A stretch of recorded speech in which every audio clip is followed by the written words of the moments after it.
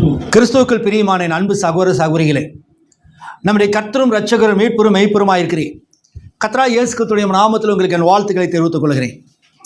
இந்த ஆசீர்வதிக்கப்பட்டதான இந்த அருமையான இந்த மனமகிழ்ச்சியினுடைய இந்த காலை வேளைக்கு நாம் கர்த்தரை ஸ்தோத்திரிப்போம். இந்த அருமையான வேளையில் கூட நம்ம பார்க்கிறதான செய்தியின் தலைப்பு, சர்ப்பத்திற்கு ஆத்துமா இருந்ததா இல்லையா? இருந்தா என்ன, இல்லைன்னா என்ன அப்படின்னு நீங்கள் நினைக்கலாம். சர்ப்பத்துக்கு ஆத்துமா இருந்தால் என்ன, இல்லாட்டி என்ன? வீட்டில் கோதுமை மாவு இருக்குதா, ஆத்துமா இருந்தால் என்ன, இல்லாட்டி என்ன அப்படின்னு நம்ம நினைக்கலாம். ஆனால் ஸ்தாபன சபைகளிலே, திருத்துவ சபைகளிலே இதெல்லாம் ஒரு பெரிய விஷயம் கிடையாது. ஆனால் நம்முடைய கடைசி கால செய்தி சபையிலே இது ஒரு பெரிய விஷயம். ஆகவே இதை குறித்து சமீப காலங்களில் ஒரு உபதேசம் பரவி இருக்கிறது. சர்ப்பத்துக்கு ஆத்துமா இருந்தது என்று ஒருவர் சொல்லுகிறார், சர்ப்பத்துக்கு ஆத்துமா இல்லை என்று ஒருவர் சொல்லுகிறார், சர்ப்பம் ஒரு மனுஷனாக இருந்தது என்று ஒருவர் சொல்லுகிறார், ஒரு சர்ப்பம் மிருகமாக மட்டும்தான் இருந்துச்சுன்னு சொல்கிறாரு. ஏற்கனவே இது 20 வருஷத்துக்கு முன்னாடி இந்த டாபிக் இல்லை. சர்ப்பத்தின் பற்றி நம்ம 20 வருஷத்துக்கு முன்னாடி இருந்து பேசுகிறோம். இப்போ காலங்கள் வரும்போது புதுசாக தினுசாக உபதேசங்கள். எனக்கே ஒருவேளை நம்ம செத்து போயிருந்தாக்கா இதெல்லாம் நமக்கு தெரியாமையே செத்துருப்போமே, இந்த மாதிரியெல்லாம் இப்படியெல்லாம் விஷயங்கள் உபதேசங்களாக போகுதே அப்படிங்கிற மாதிரியெல்லாம் இருக்குது. ஸோ அதுக்கு நல்ல வேலை, இந்த மாதிரி உபதேசங்கள் வருகின்ற பொழுது நம்ம உயிரோடு இருக்கிறோம் பதில் கொடுக்குறக்கு அப்படிங்கிற ஒரு சந்தோஷம். எல்லாவற்றையும் காட்டிலும் அது யூடியூப்பில் பதிவு செய்யப்படுது. ஆகவே நம்ம மறித்து போனதுக்கு பிறகு அது யூடியூப்பில் இருக்கும். ஆகவே அநேகர் ஃபோன் பண்ணி, பிரதர் சர்ப்பத்துக்கு ஆத்துமா இருக்கா, இல்லை பிரதர், இல்லையா பிரதர், ஒருத்தர் இப்படி சொல்கிறார், இந்த செய்தி கேட்டேன் அவர் இருக்குதுன்றார், இந்த செய்தி கேட்ட அவர் இல்லைங்கிறார். என்ன பிரதர் பதில்? தீர்க்கதரிசி அதை பற்றி என்ன சொல்லியிருக்கிறாரு? ஒருத்தர் சொல்கிறாரு தீர்க்கதரிசி சர்ப்பத்துக்கு ஆத்மா இருக்குதுன்னு சொல்லியிருக்கிறாரு, ஒருத்தர் சொல்கிறாரு அப்படியெல்லாம் இல்லைன்னு சொல்கிறாரு. நீங்கள் என்ன சொல்கிறீங்க? இப்போ சர்ப்பத்தின் வித்து செய்தி நமக்கு தெரியும். இப்போ நம்ம இங்கே கூடாரத்தில் இருக்கிறவங்க கூட புதிதாய் வந்தவர்கள், உங்களுக்கு செய்திகள் தெரிஞ்சாலும் கூட இந்த நுட்பமான விஷயங்கள் என்ன செய்யாது.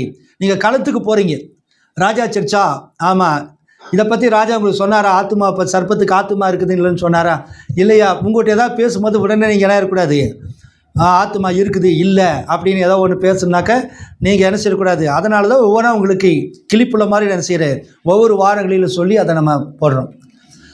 ஆத்மா இருந்தால் என்ன, இல்லாட்டி என்னங்கிறத நம்ம பார்க்க போகிறோம். அது நமக்கு எந்த விதத்தில் பிரயோஜனம்? ஸோ வேத வசனத்திலையும் தீர்க்கதரிசி செய்திலையும் சொல்லப்பட்ட எதுவுமே விளையாட்டாகவோ பிரயோஜனமற்ற வகையிலேயே நமக்கு சொல்லப்படுறது இல்லை. ஏதோ ஒரு வகையில் நமக்கு பிரயோஜனம் தான். ஸோ இது ஒரு மிக பிரயோஜனமான ஒரு விஷயம். ஆகவே தான் இந்த செய்தி நம்ம பார்க்க போகிறோம். ஆத்துமா அப்படின்னா உங்கள்கிட்டயே ஒரு கேள்வி கேட்குறேன், ஆத்துமா இருந்துச்சா இல்லைங்களா சர்ப்பத்துக்கு? இல்லைங்களா? சரி, நீங்கள் என்ன சொல்றீங்க, ஆத்துமா இருந்துச்சா இல்லையா? இருந்துச்சா இல்லைங்களா? இருந்துச்சு. ஜோஸ் என்ன சொல்றீங்க? சர்ப்பம்னா என்னன்னு கேட்குறீங்களா? சரி சரி, சிஸ்டர் இல்லைன்ட்டீங்க. சரி, மிருகத்துக்கு இல்லை. சரி சரி, ஜெகதீஷ் இருக்குதுன்றா அப்படி இல்லைங்களா? இப்போ நம்ம சபையிலே ரெண்டு உபதேசம் இருக்குது. இப்போ திடீர்னு சிஸ்டர் யாராவது நம்ம வெளியாளுக்கு சந்திக்கும் போது இல்லைன்னு விவாதம் பண்ணிட்டு வருவாங்க. அவங்களே ஜெகதீஷ்ட்டு வரும்போது இருக்குதுன்னு சொல்லுவாங்க. அவள் என்ன ஒரே சபித்தாயா போகிறீங்க, ராஜா இதெல்லாம் உங்களுக்கு சொல்லலையா அப்படின்னு கேட்பாங்க. சரி, நம்ம அதை பற்றி பார்க்க போகிறோம். ஆத்துமா, சர்ப்பம் அப்படிங்கிற பார்க்க போகிறோம் இல்லைங்களா? ஆதியாகமம் 2ஆம் அதிகாரம் 7வது வசனம் வாசிங்க. ஆதியாகமத்தின் புஸ்தகம் 2ஆம் அதிகாரம் 7வது வசனம். தேவனாகிய கர்த்தர் மனுஷனை பூமியின் மண்ணினாலே உருவாக்கி ஜீவ சுவாசத்தை அவன் நாசியிலே ஊதினார், மனுஷன் ஜீவாத்மாவானான். போதும். இப்போ ஆண்டவர் மனிதனை படைக்கும் போது எதனால உண்டாக்குறாருங்க? மண்ணினாலே. மனுஷனை படைச்சாரா, மனுஷனுடைய சரீரத்தை படைச்சாரா? மனுஷனை இல்லைங்களா? மனுஷனை படைத்த போது அவனுக்கு சரீரம் வேணும்னாக்கா அந்த மண்ணினாலே அவனுக்கு சரீரத்தை உருவாக்குறார். அதுக்கு பிறகு ஜீவாத்மாவை அவனுக்குள்ள அவனுக்குள்ள என்ன செய்யறாரு? ஜீவ சுவாசத்தை ஊதுகிறார். அவன் ஜீவாத்மாவானான் இல்லைங்களா? அப்போ அவன் 2 லேயர் அவனுக்குள்ள இருக்குது. ஃபர்ஸ்ட் லேயர் இந்த பாடி, சரீரம். செகண்ட் லேயர் இன்னர் லேயர், அது உள்ளுக்கு இருக்கிற அந்த ஆதாம்ங்கிற தேவன் அந்த சரீரத்தை உண்டு பண்ணுறதுக்கு முன்னாடி ஆதாம் எங்கே இருந்தான்? அந்த சரீரங்கிறது ஆதாம். ஆதாம் படி இப்போ நீங்கள் என்னை பார்க்குறீங்கன்னா ராஜாவை பார்க்கல, ராஜாவுடைய சரீரத்தை பார்க்குறீங்க, உடம்பை தான் பார்க்குறீங்க, என்ன நீங்கள் பார்க்கல. அப்போ நான் எங்கே இருக்கிறேன் இப்போது? நான் உள்ளே இருக்கிறேன் இல்லைங்களா? ஆனால் அதுதான் ராஜாவே தவிர வெளியே இருக்கிறது சரீரம் ராஜா கிடையாது இல்லைங்களா? அதுபோல் ஆதாம் அந்த சரீரத்துக்குள்ளே வர்றதுக்கு முன்னதாக, ஆதாம் அந்த மணினால் உருவாக்கப்பட்ட சரீரத்துக்கு வர்றதுக்கு முன்னதாக ஆதாம் எங்கே இருந்தான்? தேவனுக்குள்ளே இருந்தான். அவன் எப்படி உள்ளே வந்தான்? ஆதாம் அந்த பாடிக்குள்ளே எப்படி வந்தான்? ஜீவ சுவாசத்தை ஊதினார். ஊதும் போது அந்த மண்ணான சரி என்ன செஞ்சிருச்சு? அது ஜீவாத்மாவானான் இல்லைங்களா? சரி, எந்த மிருகத்தையாவது இந்த மாதிரி உருவாக்கியிருக்காரா?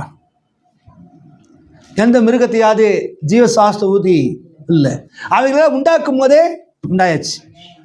அப்போ ஆதாம் உண்டாக்கும் போதே தேவன் ஊதுனாரு, அது ஜீவாத்மாவானான் இல்லைங்களா? ஆனால் மிருகங்கள் அப்படியே என்ன செய்யலை? உண்டாகலை. ஆனால் மிருகங்கள் எத்தனை நாள் உண்டாக்கப்பட்டது? எத்தனாவது நாள் உண்டாக்கப்பட்டது? மிருகங்கள் எத்தனாவது நாள் உண்டாக்கப்பட்டதுங்க? 5வது நாளா? எந்த நாளில் மிருகங்கள் உருவாக்கப்பட்டது, சிருஷ்டிக்கப்பட்டது? 4ஆம் நாள். 4, 5, 3, 2 5வது நாளா? 5வது நாளா?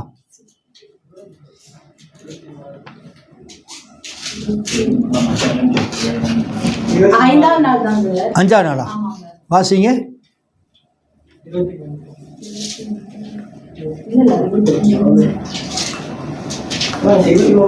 20 பின்பு தேவன் மீண்டும் ஜீவ ஜந்துக்களையும். எத்தனாவது நாள் அது? அப்படிங்க வாசிங்க. பின்பு தேவன் மீண்டும் ஜீவ ஜந்துக்களையும் பூமியின் மேல் வானம் என்கிற வாகா என்று பறக்கும் பறவைகளையும் ஜலமானது திரளாய் ஜனிப்பிக்கிறது என்றார். நட்சங்கள் நிலத்தை உருவாக்குறாரு. சாயங்காலம் விடியற்காலமாகி 5ஆம் நாள். சரி, மிருகங்களா? தேவன் அவைகளை ஆசீர்வதித்து நீங்கள் பழகி சமுத்திர ஜாதி இது பறவைகள். தேவன் பூமியில் உள்ள ஜாதி ஜாதியான காட்டு மிருகங்களையும் ஜாதி ஜாதியான நாட்டு மிருகங்களையும் பூமியில் ஊரும் பிராணிகள் எல்லாவற்றையும் உண்டாக்கினார். அது எத்தனாவது நாளுங்க? அது 5ஆம் நாள். சரி, அடுத்தது 6வது நாளுக்கு வாங்க. பின்பு தேவன் நமது சாயலாகவும் ரூபத்தின்படியையும் மனுஷனை உண்டாக்குவோமாக. அவர்கள் சமுத்திரத்தின் மச்சங்களையும் ஆகாயத்து பறவைகளையும் மிருக ஜீவன்களையும் பூமி அனைத்தையும் பூமியின் மேல் ஊரும் சகல பிராணிகளையும் ஆளக்கடவர்கள் என்றார். சரி, இது எத்தனாவது நாளுங்க? மிருகமும் மனுஷனும் 6வது நாள் உண்டாக்குறாங்க. மிருகமும் அதனாலதான் 6வது நாள் 6 என்பது மிருகத்தின் எண். 666 மிருகத்தின் எண் இல்லைங்களா? 6வது நாளும் மனிதனும் 6வது நாள் தான் உருவாக்கப்பட்டால், மிருகங்களும் 6வது நாள் தான் உருவாக்கப்பட்டுச்சு இல்லைங்களா? மிருகத்தை உண்டாக்கிட்டு அடுத்தபடியாக மனிதனை கடைசி சிருஷ்டிப்பு யாரு? மனிதன். மனிதனை உருவாக்கிட்டு மற்றதையெல்லாம் உருவாக்கல, எல்லாவற்றையும் உண்டாக்கிட்டு கடைசியில் மனுஷனை கொண்டு வந்தார். அப்போ மனிதன் 6வது நாள் தான் உண்டாக்கப்பட்டான். 6வது நாள் உண்டாக்கப்பட்ட மனிதனுக்கு தேவன் என்ன செஞ்சார்? ஜீவாத்மாவை கொடுத்தார். மிருகங்களுக்கு அப்படி ஏதாவது ஊதி ஆத்மா பெற்றுக்கொள்ள சொன்னாரா? இல்லை. அதே மாதிரி அவைகளை எல்லாம் ஜோடி ஜோடியாக படைத்தார். ஆனால் ஆதாமை எப்படி படைத்தார்? தனியாக படைத்தார். அவைகள் எல்லாமே மிருகங்களில் எல்லாமே ஆண் அழகாக இருந்துச்சா பெண் அழகாக இருந்துச்சுங்களா? மிருகங்களில் ஆண்கள் அழகாக இருந்தது, பெண்கள் சுமாராக தான் இருந்துச்சு. மனித வர்க்கத்தில் மாறிடுச்சு. தேவன் மனிதனை மட்டும்தான் படைத்தார். அதுக்கு பிறகு தான் ஏவால பை ப்ராடக்டை எடுத்தார். சார், இப்போது அந்த 6வது நாள் படைக்கும் போது மிருகங்களில் முதல்ல மிருகங்களை படைச்சிருந்தாக்க எந்த மிருகத்தை அவர் படைச்சிருக்கணும்? முதல்ல சர்வத்தை முதல்ல படைச்சிருப்பாரா மிருகத்துல?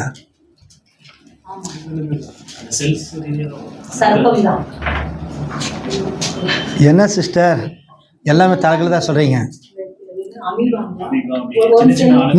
1 செல் 2 செல் 3 செல் 4 செல் ஹைட்ரா அமீபா அப்படியே கொண்டு சுண்டெலி தவளை கடைசியாக உண்டாக்குனது சிம்பன்சி இல்லைங்களா? சிம்பன்சிக்கு அடுத்தது எதுங்க? சர்ப்பம். சர்ப்பம் அப்படின்னாக்க இந்த ஊரும் பிராணி அல்ல, நாட் ரெப்டைல் இல்லைங்களா? அது ஒரு பீஸ்ட். இந்த மாதிரி பீஸ்ட் ஒரு மிருகம். சிம்பன்சி எப்படி ஒரு மிருகமோ, சிம்பன்சி மிருகம் தானே, அது மனுஷனை போல நடக்குதா? நிறைய பேர் வீட்டில் குரங்கு வளர்த்துறாங்க இல்லையா, சிம்பன்சி குரங்கு வளர்த்துறாங்க. ரொம்ப நாய் வளர்த்துறத விட ரொம்ப அன்பாக இருக்கும் சிம்பன்சி குரங்கு. நீங்கள் யூடியூப்லாம் பார்த்துருப்பீங்க, நிறையா ஃப்ளைட்லாம் ஏற்றிட்டு போகிறாங்க அந்த மாதிரி. அப்போது சிம்பன்சி மனுஷனை போலவே நிமிர்ந்து நிற்குது. வால் கொஞ்சம் வால் இருக்கும், ஒரு சிலருக்கு வால் இருக்காது. வால் இல்லாத குரங்கு இருக்கும், வால் இருக்கிற குரங்கும் இருக்குது. அதே மாதிரி கையெல்லாம் பார்த்தா மனுஷ கைகள் மாதிரியே இருக்கும், மனுஷனை மாதிரியே இருக்கும். ஆனால் பார்க்கறதுக்கு எப்படி இருக்கும்? பார்க்கறதுக்கு எப்படி இருக்குங்க? ரொம்ப அழகாக இருக்குமா? யாராவது இந்த மாப்பிள்ளை வேணுமா அப்படின்னாக்கா கட்டிடுவாங்களா? இந்த பொண்ணை கட்டிக்கிறியாப்பா அப்படி ஒரு சிம்பன்சி வச்சா கட்டிடுவாங்களா ஆம்பளைங்க? இல்லையா? அப்போ பார்க்கறதுக்கு மனிதர் ரூபத்தில் இருந்தாலும் அது ஆக்வேர்டு. ஆனால் அது வந்து ரெண்டு நிற்கு, இந்த மனுஷனை போல நிற்குது, ரெண்டு கை இருக்குது, மற்றதெல்லாம் 4 காலில் போகுது. ஆனால் சிம்பன்சி மட்டும் எப்படி இருக்குது? 2 காலில் வாக் பண்ணுது. மனிதன் தூரத்தில் இருட்டில் பார்த்தாக்கா அது ஒரு மனுஷன் போகிற மாதிரி இருக்கும். முடியெல்லாம் வளர்த்திட்டு ஒரு மனுஷன் போனால் எப்படி இருக்கும்? சடை முடியெல்லாம் வளர்த்திட்டு அந்த மாதிரி இருட்டில் பார்த்தா தெரியும். ஆனால் மற்ற மிருகங்கள்லாம் 4 காலில் தான் போகும். கரடி 4 காலில் போகும், குரங்கு 4 காலில் போகும், சிங்கம், புலி எல்லாமே 4 கால். ஆனால் சிம்பன்சி மட்டும்தான் 2 காலில் போகுது. அப்போ விஞ்ஞானம் வந்து டார்வின் அப்படிங்கிறவர் தான் இந்த விஞ்ஞானத்தில் வந்து இந்த மனுஷ குரங்குலேருந்து வந்தானுங்கிற அது டார்வின் பிலாசபின்னு சொல்லுவாங்க. அதில் அவர் என்ன செய்கிறாரு, அவர் வந்து அவர் பேர் சார்லஸ் டார்வின், ஒரு கிறிஸ்டியன் தான். அவர் ஆராய்ச்சி பண்ணும்போது அவருக்கு திடீர்னு ஒரு ஆராய்ச்சி பண்ணுற மைண்டு. அதில் வந்து கருவையெல்லாம் தாயின் கருவில், சுண்டெலியுடைய கரு, குரங்கனுடைய கரு, நாயில் இருக்கிற கரு, கழுதியில் இருக்கிற கரு, இந்த அதில் கரு பார்க்கும்போது எல்லாமே ஈக்குவலாக இருக்குது, ஒரே மாதிரி. அப்படி அந்த டார்வின் அப்படியே கண்டுபிடிச்சி ஒன்றிலிருந்து ஒன்று உருவாகுது. முதல்ல வந்து பூமி அப்படியே இருந்துச்சு, அப்புறம் பாசி படுந்துச்சு, ஈரப்பதத்தில் பாசி, அது ஃபங்கஸ்ன்னு சொல்லுவாங்க இல்லையா. நம்ம கூட சரியாக குளிக்காமல் வேர்வை இருக்கும்போது அங்கங்கே ஃபங்கஸ் வரும் இல்லைங்களா, அந்த மாதிரி வந்து பூமியில் வந்து ஃபங்கஸ், அதுதான் இந்த பாசி, கடற்பாசிங்கிறது. அந்த பாசியில் வந்து உயிரினங்கள் தானாக தோன்றி, பாக்டீரியா வைரஸ் மாதிரி தோன்றி, அது வந்து ஹைட்ராவாக மாறி, அப்புறம் அமீபாவாக மாறி, தாவரங்களில் கிளைமடாஸ் மோனஸாக மாறி, அப்படியாக ஒவ்வொன்றா வளர்ச்சி அடைஞ்சு, அதுக்கு பிறகு ஒன்றிலிருந்து அப்புறம் ரெண்டு உயிரினங்கள், ஒரு உயிரினம் வந்து தவளை, இன்னொரு உயிரினம் வந்து சுண்டெலி. அப்போ 2 உயிரினங்கள் வரும்போது தவளை தண்ணீருக்கு போச்சு, சுண்டெலி நிலத்துக்கு போச்சு. ஸோ தவளையெல்லாம் வந்து என்ன செய்ய, அதில் போய் அதன் மூலம் மீன், திமிங்கலம், சுறா அப்படியெல்லாம் வந்துச்சு. சுண்டெலி மூலமாக சுண்டெலி அப்படியே பரிணாம வளர்ச்சி அடைஞ்சு அப்படியாக குரங்காக மாறி கடைசியில் நிறைய மிருகங்களாக வந்து அதில் கடைசியாக வந்தது மனிதன் அப்படிங்கிறது அவருடைய கொள்கை. ஆனால் அவர் ஆராய்ச்சி பண்ணிகிட்டே வராரு. வரும்போது எல்லா மிருகங்களும் அப்படியே தொடர்ச்சி கிடைக்குது, ஒன்று தொடர்ச்சி லிங்க் கிடைக்குது. ஆனால் ஒரு இடத்துல வரும்போது அந்த லிங்க் கட் ஆகுது. என்ன கட் ஆகுதுங்க? பேசும் தன்மை. அதாவது எல்லா மிருகங்களும் வளர்ச்சியில் ஒரே மாதிரி இருந்தால் சிம்பன்சிக்கு அடுத்ததாக மனிதனை கொண்டு வரார்.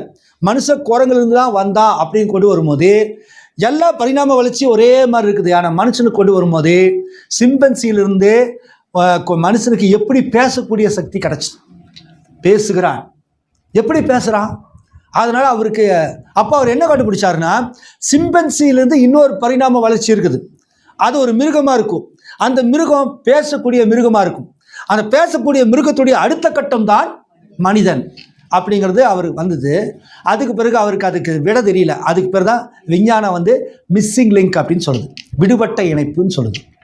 இந்த விடுபட்ட இணைப்பு இன்னைக்கு வரைக்கும் சயின்ஸ்னால கண்டுபிடிக்க முடியல. மிஸ்ஸிங் லிங்க், பேசக்கூடிய ஒரு மிருகம் இல்லைங்களா. சாத்தான் பேசும் மிருகமாக வச்சிருக்கிறான், எது? அந்தி கிறிஸ்து. ஆனால் இந்த மிருகம், பேசக்கூடிய மிருகத்தை அவனால் இன்னைக்கு வரைக்கும் கண்டுபிடிக்க முடியல. ஸ்தாபனங்கள் அதை கண்டுகொள்ளாதபடிக்கு தேவன் என்ன செஞ்சார்? ஞானிகளுக்கும் கல்விமான்களுக்கும் மறைத்து பாலகருக்கு தன்னை வெளிப்படுத்துகிறார், ஒன்றுமறியாத குப்பைகளுக்கு. ஸோ கடைசி நாட்களில் தேவன் இந்த சமுதாயத்தில், இந்த கடைசி நாட்களில் தன்னுடைய மனவாட்டிக்கு முழு ரகசியங்களுமே வெளிப்படுத்துகிறார். விஞ்ஞானிகளுக்கும் சேலஞ்ச் பண்ணுற செய்தி தான் இந்த செய்தி. அப்போ இந்த விஞ்ஞானிகளால் கண்டுபிடிக்க முடியாத மிஸ்ஸிங் லிங்க், அதாவது அப்போ டார்வின் சொன்ன மாதிரி எல்லாம் ஒன்றுலேருந்து ஒன்று வந்துச்சா அப்படின்னா இல்லை. ஏன் அப்படி வந்தார்னா, ஏறக்குறைய ஒரே யூனிஃபார்மாக இருக்குது. உதாரணத்துக்கு சினிமா பாட்டு எடுத்துக்கலாம். இளையராஜா ஒருத்தர் இருக்கிறார் டைரக்டரு, ஏஆர் ரகுமான் ஒரு டைரக்டரு, தேவா ஒரு டைரக்டரு, டி ராஜன் ஒரு டைரக்டரு. சினிமாவே பார்த்துட்டு இருக்கிற ஆணவ பெண்ணவன் வந்து அவங்க பேரெல்லாம் தெரியாமல் ஒரு பாட்டை மட்டும் போட்டு இந்த பாட்டுக்கு மியூசிக் போட்டது யாருன்னா அவங்களால சொல்ல முடியுமா முடியாதா? இது இளையராஜா பாட்டு. அந்த பாட்டை அவங்க படத்தில் பார்த்தும் கேட்காம இருந்தாலும் கூட, ஒரு பாட்டு இருக்குது, அந்த பாட்டை அவங்க கேட்டதே கிடையாது. ஆனால் அந்த பாட்டு போட்டால் இதுக்கு யார் மியூசிக் போட்டா அப்படின்னாக்கா இளையராஜா போட்டிருக்காரு, ரகுமான் போட்டிருக்காரு, தேவா போட்டிருக்கிறாரு அப்படின்னு சொல்லுவாங்களா, சொல்ல மாட்டாங்களா? ஏன் அப்படின்னா இந்த டைரக்டர்ஸுடைய கிரியேஷன் ஒரே மெத்தேடாக தான் இருக்கும், பார்க்குறதுக்கு ஒரே மாதிரி வரும். டி ராஜன் எடுத்துட்டிங்கன்னா அவருடைய மியூசிக்கெலாம் ஒரே ஸ்டைலாக வரும் இல்லைங்களா, தண்டனக்கா பாட்டாகவே இருக்கும்.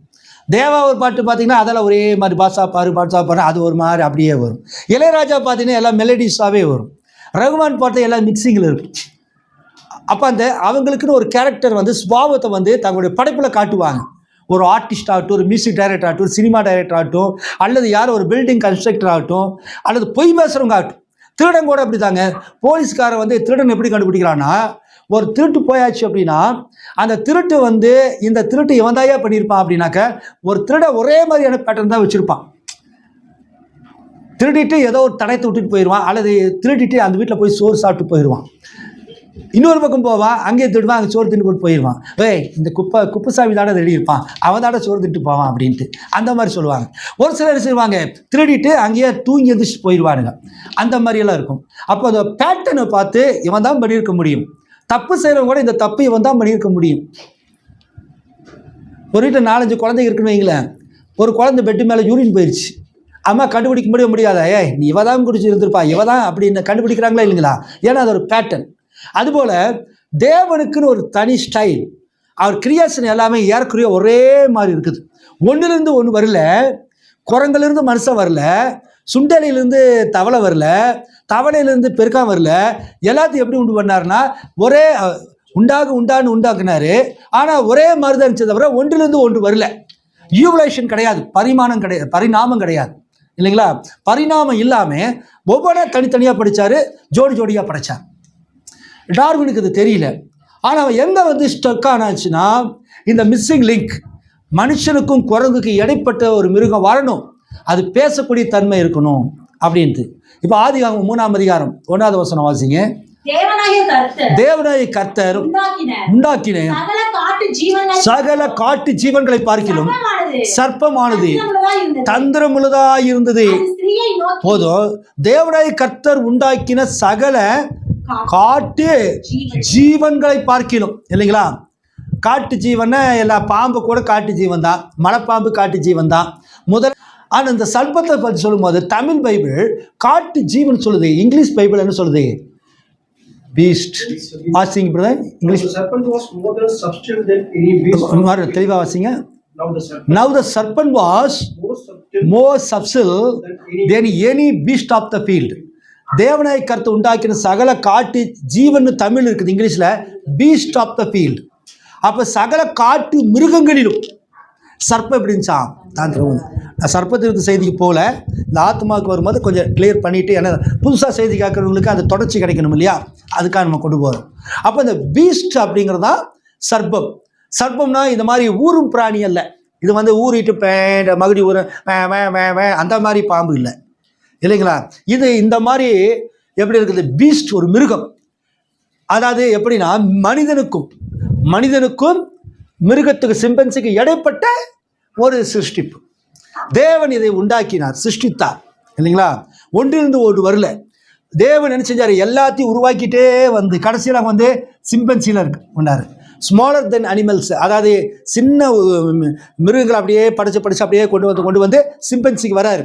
சிம்பன்சிக்கு அடுத்தது என்ன கொண்டு வராரு? சிம்பன்சிக்கு அடுத்தது எப்படிங்க மனசு? சிம்பன்சிக்கு அடுத்தது சர்ப்பத்துக்கு வந்துடுறாரு இல்லைங்களா? சிஸ்டருக்கு இன்னைக்கு ரொம்ப ஜெர்க்காகுது. சிம்பன்சிக்கு அடுத்தது இங்கே சர்ப்பத்துக்கு வரார். இப்போ ஒரு ஸ்தாபனக்காரனுக்கு அல்லது ஒரு புறஜாதிகளுக்கு சர்ப்பம்னா அவங்க இதைத்தான் நினச்சிட்டு இருப்பாங்க. ஆனால் பைபிள் என்ன சொல்லுது? சர்ப்பம் பீஸ்ட், மிருகம்ன்றது. மிருகம்னா நம்ம என்ன வச்சுருவோம்? 4 கால நாய்க்குட்டி மாதிரி போகிறது, குரங்கு மாதிரி போகிறது, அப்படியெல்லாம் கிடையாது. மிருகம் என்பது மனுஷனை போல நிற்கக்கூடிய சிம்பன்சி மாதிரி. ஆனால் இது தேவனுடைய கர்த்தர் உண்டாக்கிற சகல காட்டு ஜீவன்களும் சர்ப்பமானது தந்திரம் உள்ளதாக இருந்தது இங்கிலீஷ் பைபிள். தமிழ் பைபிள் சொல்லுது. தந்திரத்துக்கு இங்கிலீஷில் என்ன வரும்? கன்னிங்னு வரணும். அல்லது வேறு ஏதாவது வார்த்தை இல்லை, தந்திரத்துக்கு வேறு என்ன வார்த்தை இருக்குதுங்க? கன்னிங்னு ஒன்று இருக்குது, வேறு என்ன வார்த்தை இருக்குது? ட்ரிக்கின்னு இருக்கு இல்லையா, ட்ரிக்கி ஃபெலோ அப்படின்னு இருக்கு. அல்லது கன்னிங், ரொம்ப கன்னிங்காக இருப்பான் அப்படின்னு.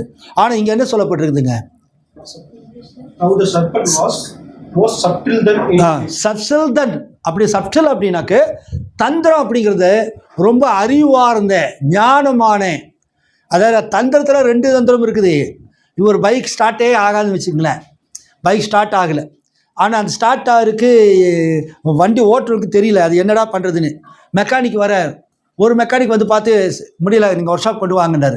இன்னொரு மெக்கானிக் என்ன பண்ணுவார், இதில் இதுதான் ப்ராப்ளம்னு ஏதோ ஒரு சின்ன தந்திரத்தை பண்ணி ஸ்டார்ட் ஆயிடும்.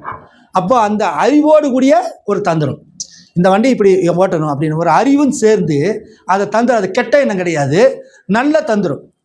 வாழ்க்கையில் முன்னேறக்கு சில தந்திரங்கள் இருக்கும், ஷார்ட் அண்ட் ஸ்வீட்டாக. ஒரு வியாபாரத்தில் தந்திரம், வியாபார தந்திரம்னு சொல்லுவாங்க. ஒருத்தர் போய் ஏதாவது வியாபாரம் பண்ணாக்க மூஞ்சி சிடுன்னு வச்சுட்டேன்னு செய்வாங்க, அது சேல்ஸே ஆகாது, இந்த கடைக்கு இனிமேல் நான் வரவே மாட்டேன். இன்னொருத்தர் வந்துட்டு, அண்ணா நல்லா இருக்கேன், வீட்டில் அக்கா எப்படி இருக்காங்க, அப்படியா இப்படியா, அண்ணன் எப்படி இருக்காங்க, அப்படி இப்படி நைஸாக பேசிட்டு என்ன செய்வாங்க, 1 கிலோ தக்காளிக்கு 10 கிலோ விற்று போடுவாங்க. தந்திரம் இல்லைங்களா? அவங்க பிஸ்னஸ் ட்ரிக்ஸ்ன்னு பேர். அந்த பிஸ்னஸ் ட்ரிக்ஸ்ன்னு அதே மாதிரி வேலை எடுக்கிறவங்க, வேலை கொடுக்குறவங்க, அதே மாதிரி பாஸ்டர்கள் கூட ஆத்துமாக்களை பிடிக்கிற விஷயத்தில், அதை சொல்ல போனால் ஸ்தாபன பாஸ்டர்களுக்கெல்லாம் பார்த்திங்கன்னா நல்ல ட்ரிக்ஸ் இருக்கும். எப்படி ஆத்துமாக்களை கொண்டு வரணும், எப்படி அந்த ஆத்துமாக்களை சபையில் நிரப்பணும் அப்படிங்கிற ட்ரிக்ஸ் இருக்கும். அது ஒரு தந்திரம் இல்லைங்களா? அதுபோல் இந்த சர்ப்பத்துக்கு எப்படி இருந்துச்சாம், subtle than any beast of the field. எல்லா மிருகங்களை காட்டிடும். மிருகங்கள் எல்லாமே இருந்துச்சு, எல்லாத்துக்கும் ஒரு தந்திரம் இருக்குது. நாய்க்கு ஒரு தந்திரம் இருக்குது, யானைக்கு ஒரு தந்திரம் இருக்குது. ஆனால் எல்லா மிருகங்களை காட்டிலும் இந்த மிருகம் மிகவும் தந்திரமுள்ளதாக இருந்தது. இப்போ இந்த மிருகம் தான் என்ன செஞ்சு ஏவாளை கற்பழிச்சது நம்ம பார்த்தோம். இப்போ அந்த சப்ஜெக்ட்டுக்கு நம்ம பிறகு போகலாம், பல முறை நம்ம அதை எடுத்தாச்சு, யூடியூப்பில் இருக்குது. சரி, இப்போ இந்த மிருகம் வந்து மிருகம் மாதிரி ஹைட் அண்ட் வெயிட்டாக ஹேண்ட்ஸமாக இருந்ததுனால ஏவாளை அந்த விருட்சம் பார்வைக்கு இன்பமும் இச்சிக்கப்படுத்த விருட்சமாக இருந்தால் அந்த கனியை பறித்து புசித்தால் அவளும் புசித்தாள். ஸோ 2 பேரும் ஆதாமுக்கு முன்னாடியே ஏவாளும் சர்ப்பமும் கமிட் ஆகிடுறாங்க. அதன் மூலமாக காயின் உருவாகிறான். அதுக்கு பிறகு ஆதாம் ஏவாளும் கமிட் ஆகிறாங்க. அதுக்கு பிறகு ஆபேல் உருவாகிறான். இதான் சர்ப்பத்தின் வித்து டாக்டரின் நமக்கு இல்லைங்களா? அது பிறகு பார்ப்போம். அப்போ இந்த இடத்துல இந்த சர்ப்பம் மனிதனை போலவே இருந்தது மட்டுமல்ல, மனிதனை போலவே கை கால் எல்லாம் இருந்தது மட்டுமல்ல, ரொம்ப பர்சனாலிட்டியாக இருந்துச்சு. டாக்டர் ஸ்கோஃபீல்டு அப்படிங்கிற, இப்போ நம்ம வச்சிருக்கிற Bible king James version, Scofield reference Bible king James version தான். அதில் வந்து 3ஆம் அதிகாரத்துடைய சைடில் ஃபுட் நோட்ஸ் போட்டிருப்பாங்க. அந்த ஃபுட் நோட்ஸில் வந்துட்டு நீங்கள் கவனிச்சிங்கனாக்க சர்ப்பம் மிகவும் தந்திரமுள்ளதாக இருந்துச்சு. சபிக்கப்படுறதுக்கு முன்னதாகவே, சபிக்கப்பட்டதுக்கு பிறகு கூட அந்த பாம்பு படம் எடுத்து ஆடிச்சுன்னா எவ்வளோ அழகாக இருக்குமோ, அப்போ சபிக்கப்படுறதுக்கு முன்னாடி எப்படி இருந்திருக்கும் அப்படின்னு அந்த ஃபுட் நோட்ஸில் பைபிளில் போட்டிருக்குது. நீங்கள் நெட்டில் அடித்து பார்த்தீங்கன்னா பைபிள் உங்களுக்கு இல்லைன்னா அந்த ஸ்கோஃபீல்டு ரெஃபரன்ஸ் பைபிள் அப்படின்னு போட்டு சாப்டர் 3 போட்டு அதை ஃபுட் நோட்ஸ் கொடுங்கன்னா அந்த பைபிள் அதை நெட்டில் காமிக்குங்க. அதில் போட்டிருக்குது சர்ப்பம் மிகவும் அழகு வாய்ந்ததாக இருந்தது. சரி, இந்த அழகு வாய்ந்த இந்த சர்ப்பம் மிருகமா மனுஷனா அப்படின்னு என்னங்க? மிருகமா மனுஷனுங்களா? மிருகம். ஏன்னா பைபிள் என்ன சொல்லுது, மிருகம்னு சொல்லுது. தீர்க்கதரிசி செய்தியில் எங்கேயுமே அந்த சர்ப்பத்தை வந்து மனிதன் சொல்லப்படவே இல்லை. அது மனுஷியோடு சேர்ந்ததே தவிர, ஆனால் என்ன இல்லை, அது மனிதன் அல்ல இல்லைங்களா? ஒருத்தர் சொல்கிறாங்க அது ஏவாளோடு இணைஞ்சதுனால, அவள் குழந்தை பிறந்ததுனால அது மனுஷன்தான், மனுஷனை தான் பைபிள் அது மிருகம்னு சொல்லுது அப்படின்னு சொல்கிறாங்க. ஆனால் தீர்க்கதரிசி அதை பீஸ்ட்னு தான் சொல்கிறார். மனிதன் கூட யாருங்க? மனிதன் யாருங்க?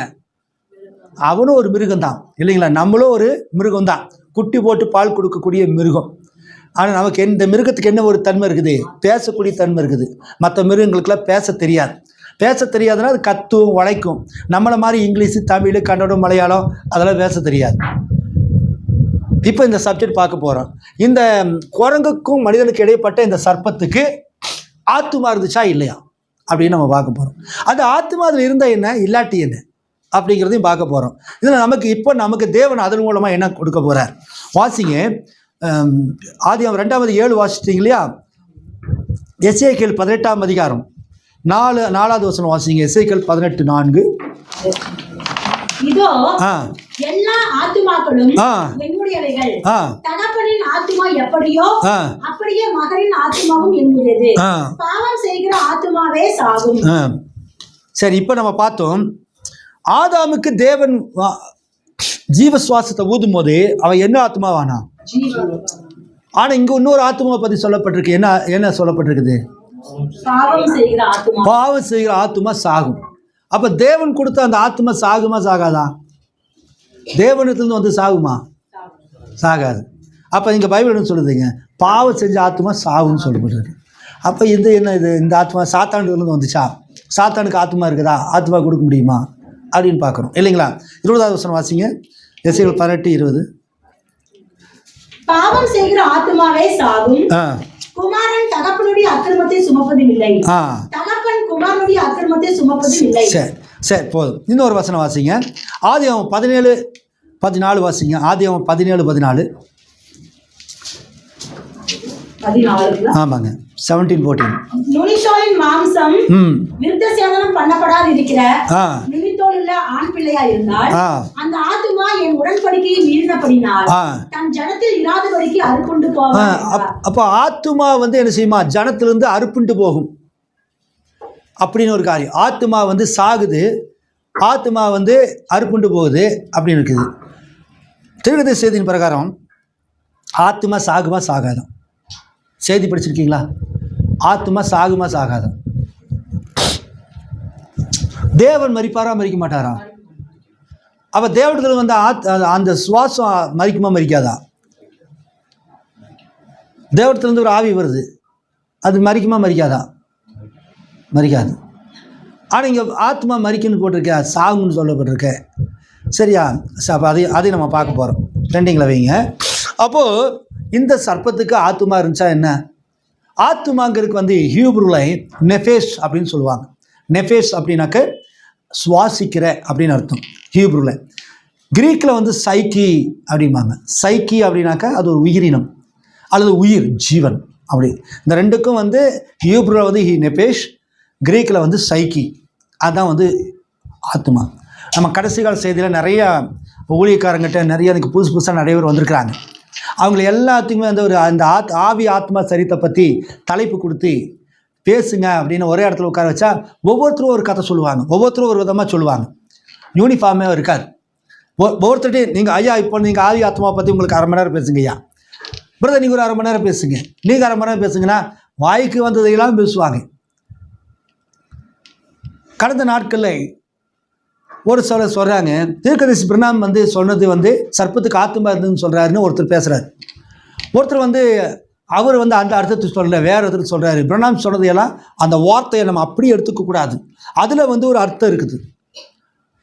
ஆகவே வந்து அப்போ அவர் கேட்குறாரு, அப்போ சர்ப்பத்துக்கு ஆத்மா இல்லைன்னு சொல்லி பிரணாம் வந்து எங்கே சொல்லியிருக்கிறாரு? ஆத்மாவுக்கு சர்ப்பத்துக்கு ஆத்மா இல்லை அப்படின்னு அவர் எந்த செய்தியில் சொல்லியிருக்காருன்னு ஒரு கேட்குறாரு. அவர் கேட்குறாரு, பிரணாம் தன்னை எலியா தீர்க்கதரிசின்னு சொல்லி எந்த செய்தியில் சொல்லியிருக்கிறாரு? பிரணாம் எங்கேயாவது நான் தான் எலியா, நான் தான் 7ஆம் தூதன் சொல்லியிருக்கிறாரா? அப்போ நம்ம என்ன செய்கிறோம்? இவர் தான் எலியா, இவர் தான் 7ஆம் தூதன் சொல்கிறோமே. அப்போ அது எப்படின்னு அவர் கேட்குறாரு. இதுக்கு என்ன பதில் சொல்லுவீங்க? ஒருத்தர் கேட்குறாரு, சர்ப்பத்துக்கு ஆத்மா இல்லைன்னு பிரணாம் எங்கேயாவது சொல்லியிருக்கிறாரா அப்படின்னு கேட்குறாரு. இல்லைன்னு சொல்கிறார், சர்ப்பத்துக்கு ஆத்மா இல்லைன்னு சொல்கிறவர். அவர் கேட்குற கேள்வி, பிரணாம் எங்கேயாவது தன்னை எலியான்னு சொல்லியிருக்காரா, தன்னை 7ஆம் தூதன் சொல்லியிருக்கிறாரா? அப்படி இருந்தும் அதை நம்ம புரிந்து கொண்டு தீர்க்கதரிசி செய்தி படிக்கும் போது அவர் 7ஆவது தூதனை பற்றியும் எலியாவின் ஆவியை பற்றியும் சொல்லும் போது அவர் தன்னைத்தான் சொல்லுகிறார் என்று நாம் எப்படி புரிந்து கொள்கிறோமோ அதே போல இதை புரிஞ்சுக்கணும்னு அவர் சொல்கிறார். ஏன்னா எந்த ஒரு தீர்க்கதரிசியும் பைபிளில் இயேசு வந்து நான் தான் மெசியான்னு சொன்னாரா? இல்லை. நீ கிறிஸ்துவா என்று கேட்கும்போது அவரு கூட அமைதியாக போயிடுறார். பிளாத்து கேட்குறா, நீ கிறிஸ்துவோ, நீ ராஜாவா அப்படிங்கும்போது நீர் சொல்லுகிறபடி தான். அவர் தன்னை டேரக்டாக எங்கேயுமே கிறிஸ்துன்னு சொல்லவே இல்லை. சமரை ஸ்ட்ரீட்டை வரும்போது சமரை ஸ்ரீ வந்து நீ கிறிஸ்து என்று காண்கிறேன் அப்படிங்கும்போது அவர் என்ன சொன்னார்? ஆமாம், ஐ எம் கிரைஸ்ட்னு சொல்லல, உன்னோட பேசுகிற நானே அவர் அப்படின்னார். எந்த இடத்துலையுமே அவர் தன்னை கிறிஸ்துன்னு மெஸ்ஸியான்னு அவர் சொல்லலை. ஆனால் மெஸ்ஸியா வரும்போது இதையெல்லாம் செய்வார் என்று வேத வாக்கியம் சொல்லுகிறதே. அப்படிங்கும்போது அவர் ஒரு காரியத்தை செஞ்சுட்டு சொல்கிறார், மெஸ்ஸியா வரும்போது இதெல்லாம் செய்வார், உங்களுக்கு ஞாபகம் இல்லையா? அப்போ அந்த இடத்துல நான் அது தன்னைத்தான் மெஸ்ஸியான்னு சொல்கிறார். யோவானை குறித்து கேட்கும்போது, யோவான்கிட்ட வந்து கேட்கும்போது நீ எலியாவாகும் போது இல்லை, அவருக்கு பாதைகளை செவி பண்ண வனாந்தரத்தில் கூப்பிட்டு சத்தமாக இருக்கிறேன், அந்த சத்தம் தான் எலியா. ஆனால் யோவான் என்ன சொல்கிறாரு? தன்னை எலியான்னு சொல்லாமல் அந்த மல்கியா 3ஆம் அதிகாரத்தில் தன்னை போய் என்ன அப்ளை பண்ணுறான். மல்கியா 3ஆம் அதிகாரத்தில் இருக்கிறது யாரு? அந்த எலியா. அப்போ அவர் தன்னை எலியான்னு டைரெக்டாக சொல்ல. உண்மையான தீர்க்கதரிசிகள், உண்மையான தேவனுடைய தாசர்கள் வந்து தன்னை பகிரங்கமாக சொல்ல மாட்டாங்க. நீங்கள் ஊழியக்காரங்களே எடுத்துட்டிங்கன்னா நிமிஷத்துக்கு நிமிஷம் மற்றவங்க தங்களை பாஸ்டர்னு சொல்கிறாங்களே இல்லையா, அவங்க பாஸ்டர்னு சொல்லிக்குவாங்க. நான் போனேன் சிஸ்டர் அவங்க வீட்டுக்கு, பாஸ்டர் உட்காருங்கன்னு சொன்னாங்க. நான் போனேன், பாஸ்டர் டீ குடிக்கிறீங்களான்னு கேட்டான்னு சொன்னாங்க, பாஸ்டர் காணிக்க வச்சுக்கன்னு சொன்னாங்க. இவங்களே பாஸ்டர்னு சொல்லிடுவாங்க. ஆனால் உண்மையான ஊழியக்காரர் அப்படி சொல்ல மாட்டான். அவன் தன்னை பாஸ்டர்னே அழிச்சிக்க மாட்டான், பிரதர் அப்படின்னா போதும். அப்போ அதுபோல் தான் பைபிள் கேரக்டர்ஸு, ஜீசஸ் அல்லது தீர்க்கதரிசிகள் எல்லாமே தன்னை ஓப்பனாக வந்து அவங்க சொல்லலை. ஸோ பிரணாம தன்னை வந்து எந்த செய்தியிலுமே தன்னை எலியா என்றோ 7ஆம் தூதன் சொல்லலை.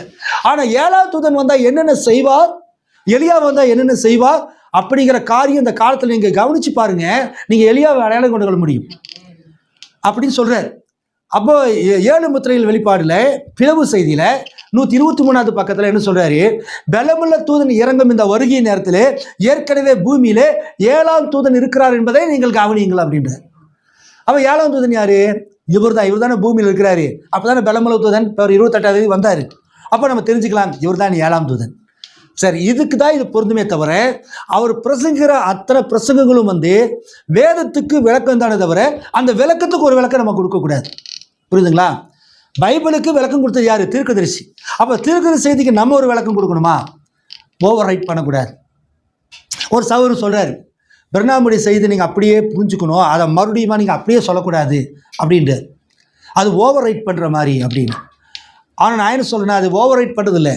பைபிளில் வந்து வசனம் சொல்லுது, இதை ஒருத்தர் கூட்டவும் கூடாது குறைக்கவும் கூடாது, நீ அப்படியே சொல்லு. அது ஓவர் ரைட் கிடையாது. அதை அப்படியே சொல்லணும், மாற்றக்கூடாது. அதே ஒரு பிரணாமுடைய செய்தியை வந்து அது வேதத்துக்கு லோகாசா ரேமாவாக இருந்தது, லோகாசா மாறியாச்சு, வெளிப்பாட்டாக கொண்டு வந்துட்டார்.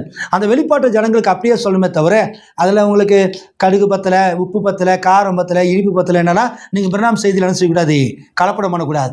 அது என்ன சொல்லுதோ, செய்தி என்ன சொல்லுதோ அதே கோணத்தில் தான் செய்தி கொண்டு போகணுமே தவிர செய்தியை நீங்கள் என்ன செய்யக்கூடாது, மாற்றி இவர் சொன்னது தப்பு, இதுதான் அப்படின்னு மாற்றக்கூடாது. அதனால தான் நிறைய பேர் தவறு செஞ்சிடறாங்க. காலையில் ஒரு செய்தி கேட்டேன். அந்த செய்தியில் பிரணாமுடைய செய்தியில் வந்து ஒரு சகோதரன் வந்து பேசுகிறாரு, கிறிஸ்துவனுடைய சரீரம் எதுங்க? உங்கள்கிட்ட கேட்குற கிறிஸ்துவின் சரீரம் எது? நம்ம தான். இல்லை, கிறிஸ்துவின் சரீரம் வந்து மணவாட்டி. தீர்க்கதரிசி செய்தியில் சொல்கிறார், 7 முத்திரைகளை சொல்கிறார், மணவாட்டி தான் கிறிஸ்துவின் சரீரம், அதாவது சபை சரீரம். ஆனால் நம்ம கம்யூன் எடுக்கும்போது அந்த சரீரத்தை, அந்த அப்பத்தை என்ன சொல்கிறோம்? கிறிஸ்துவின். அப்போ அவங்க கேட்குறாங்க, மணவாட்டி தாயா அந்த சரீரம், நீ எதுக்கு அப்பத்தை கையில் வச்சு திராட்சை வச்சுட்டு அதை குடிச்சிட்டு இருக்கிற? அது சரீரம் தான், அது அப்பம் கிடையாது, அது மணவாட்டி தான், அது சரீரம். மணவாட்டி ஆகாரத்தை வார்த்தையை புசிக்கிறா. ஸோ ராபோஜனம் எதுக்குன்னு ஒருத்தர் கேட்குறாரு. இதுக்கு என்ன பதில் சொல்லுவீங்க? ஸ்தாபனங்கள், கத்தோலிக்க சபை, சிஎஸ்எஸ் சபை, பெந்தோஸ்தே சபையெல்லாம் இந்த அப்பத்தை வந்து சரீரமாக பாவிக்கிறாங்க. நான் உங்களுக்கு அப்பம் கொடுக்கும்போது என்ன சொல்கிறேன்? உங்களுக்காக அடிக்கப்பட்ட சரீரத்துக்கு அடையாளமாக இருக்குது, சரீரம் இல்லை. அந்த ரொட்டி துண்டு ஒருபோது சரீரம் அல்ல, சரீரத்துக்கு அடையாளம். ஆனால் ஸ்தாபனங்கள் அப்படி சொல்ல மாட்டாங்க, கிறிஸ்துவின் சரீரம், கிறிஸ்துவின் சரீரம், உங்களுக்காக அடிப்பட்ட இயேசுடைய சரீரம் அப்படிம்பாங்க. ஏன்னா கத்தோலிக்க சின்னதாக பையனாக இருக்கும்போது அந்த நன்மை, அந்த வட்ட வடிவத்தில் ஓஸ்தின்னு சொல்லுவாங்க இல்லையா, அதை வந்து எல்லாம் சொல்லுவாங்க. அதை கொண்டு போய் ஒருத்தன் வந்து என்ன செஞ்சான், ஆணி வச்சு அடித்தானா, நம்பிக்கை இல்லாமல் ஒன்றா ரத்தம் வந்துருச்சான். அதை மாதிரிலாம் கதையெல்லாம் சொல்லுவாங்க. ஆனால் நம்ம அப்படி விசுவாசிக்கிறது, அது வந்து ஒரு சைன், ஒரு அடையாளம். அது எதுக்கு அடையாளம்? வார்த்தைக்கு அடையாளமாக இருக்குது இல்லைங்களா? அப்போ இவர் சொல்கிறாரு, அது வந்து சரீரம், மணவாட்டி ஆவிக்குரிய சரீரம், அது நீங்கள் அப்பமெல்லாம் எடுக்க வேண்டிய அவசியம் இல்லை, அது வந்து தவறான உபதேசன்றார். அப்போ கம்யூனியனவே ஸ்டாப் பண்ணு, ராபோஜனம் தேவையில்லைன்றார். அப்போ அதோடைய அர்த்தம் அவருக்கு என்ன செய்யலை, புரியல. முதலாம் சபை காலத்தில் பவுல் கம்யூனியன் சர்வீஸை வச்சுருந்தானா இல்லையா? வச்சுருந்தார். அப்போ சரீரம், கிறிஸ்துவின் சரீரம் எதுங்க? முதலாம் சபையின் காலத்தில் கிறிஸ்துவின் சரீரம் எதுங்க?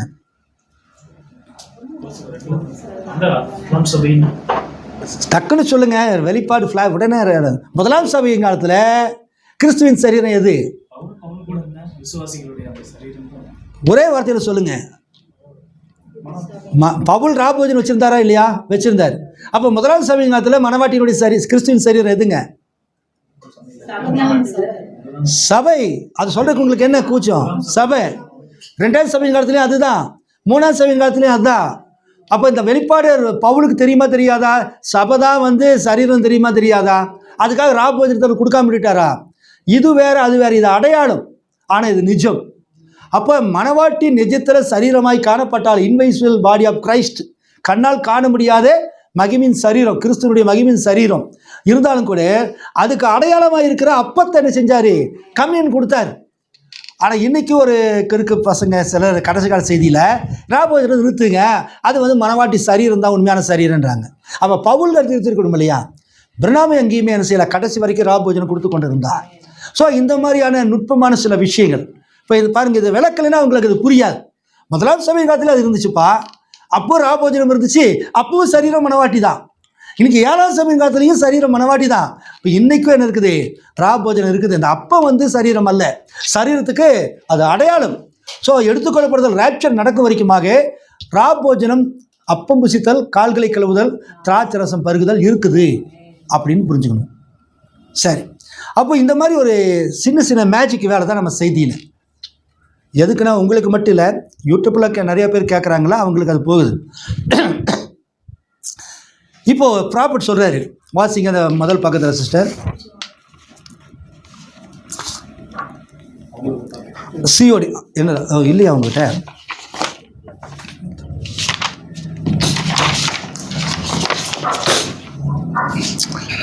சிஓடியில் ஆதியாமத்தின் மீதான கேள்விகளும் பதில்களும் அப்படிங்கிற செய்தியில் ப்ராஃபட் பேசுறாரு. வாசிங்க. இப்பொழுது முதலாவது மனிதன் அவர் முதலாவது மனிதனை தம்முடைய ரூபத்தின்படியே உண்டாக்கினார். நாம் அந்த ரூபத்திற்கு திரும்பி கொண்டிருக்கிறோம். அது சரி, உண்டாக்கப்பட்டு நம்முடைய முதலாவது ரூபத்திற்கு வில்லியம் பிரணாமாகிய என்னை தேவன் உண்டாக்கின போது உலக தோன்றுவதற்கு முன்பாகவே நான் இருந்தேன். அவர் என் சரீரத்தையும் என் ஆவியையும் உண்டாக்கினார். எனக்கு தெரிந்தவரை என்ன நடந்தது என்பதை நான் அறியாதவனாய் இருந்தேன். ஆனால் நான் அங்கு இருந்தேன். ஓ, நீங்கள் அதை புரிந்து கொள்ளவில்லை என்று நான் நம்புகிறேன். ஆகையால் இப்பொழுது ஒரு நிமிடம் இயேசு தம்முடைய சீசனிடம் உலக தோன்றுவதற்கு முன்னரே உலகம் தோன்றும் முன்னரே தமக்குள் நம்மை தெரிந்து கொண்டார் என்று கூறுகிறார். இப்பொழுது அங்கே என்னுடைய ஒரு பாகம் சகோதரன் ஆர்மன் நெவில் உங்கள் எல்லாருடைய ஒரு பாகம் உலகம் தோன்றுவதற்கு முன்பே கிறிஸ்து இயேசுவிற்குள் இருந்தது. இப்பொழுது அதை குறித்த என்னுடைய மதிப்பீடு என்னவென்றால், இன்றைக்கு இந்த ஆவியை பெற்றுள்ள மக்கள் அல்லது அந்த ஆவி தேவனை சுற்றியிருந்த முறைப்படி. சரி, நிறுத்திக்கங்க. இப்போ வந்து அவர் சொல்றாரு, இப்பொழுது முதலாவது மனிதன் அவர் முதலாவது மனிதனை தம்முடைய ரூபத்தின்படியாக உண்டாக்கினார்.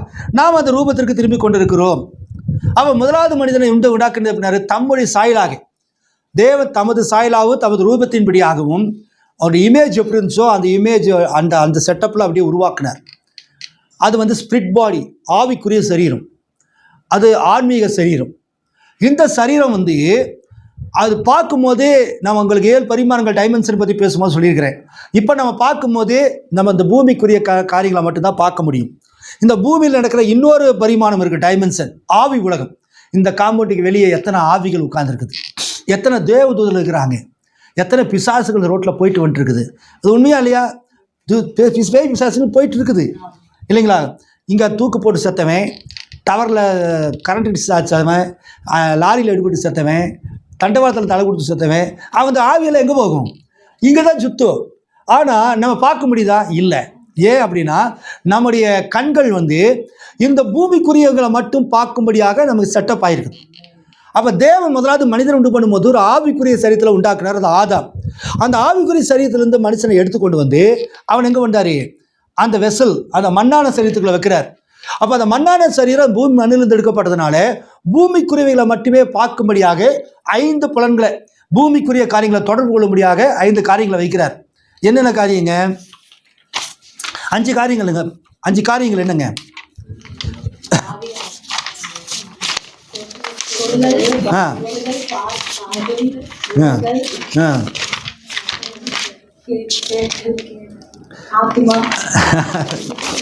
ஐம்பொறிகள்னா என்னங்க? ஐம்புலன்கள்னா என்னங்க?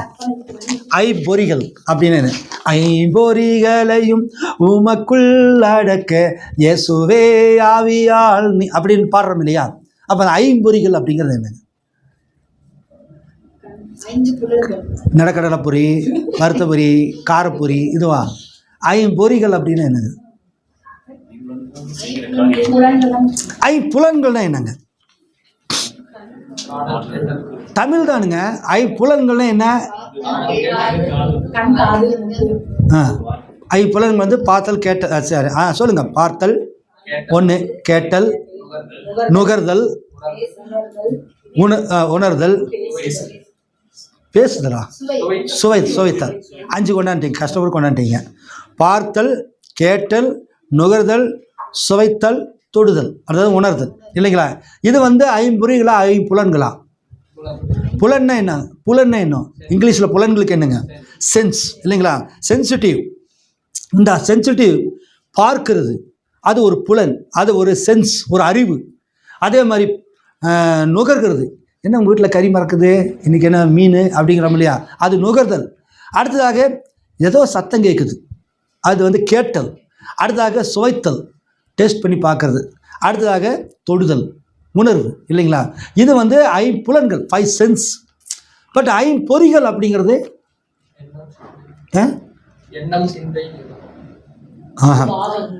அந்த சென்ஸ் வந்து எதன் மூலமாக ரிசீவ் பண்ணுறோம்?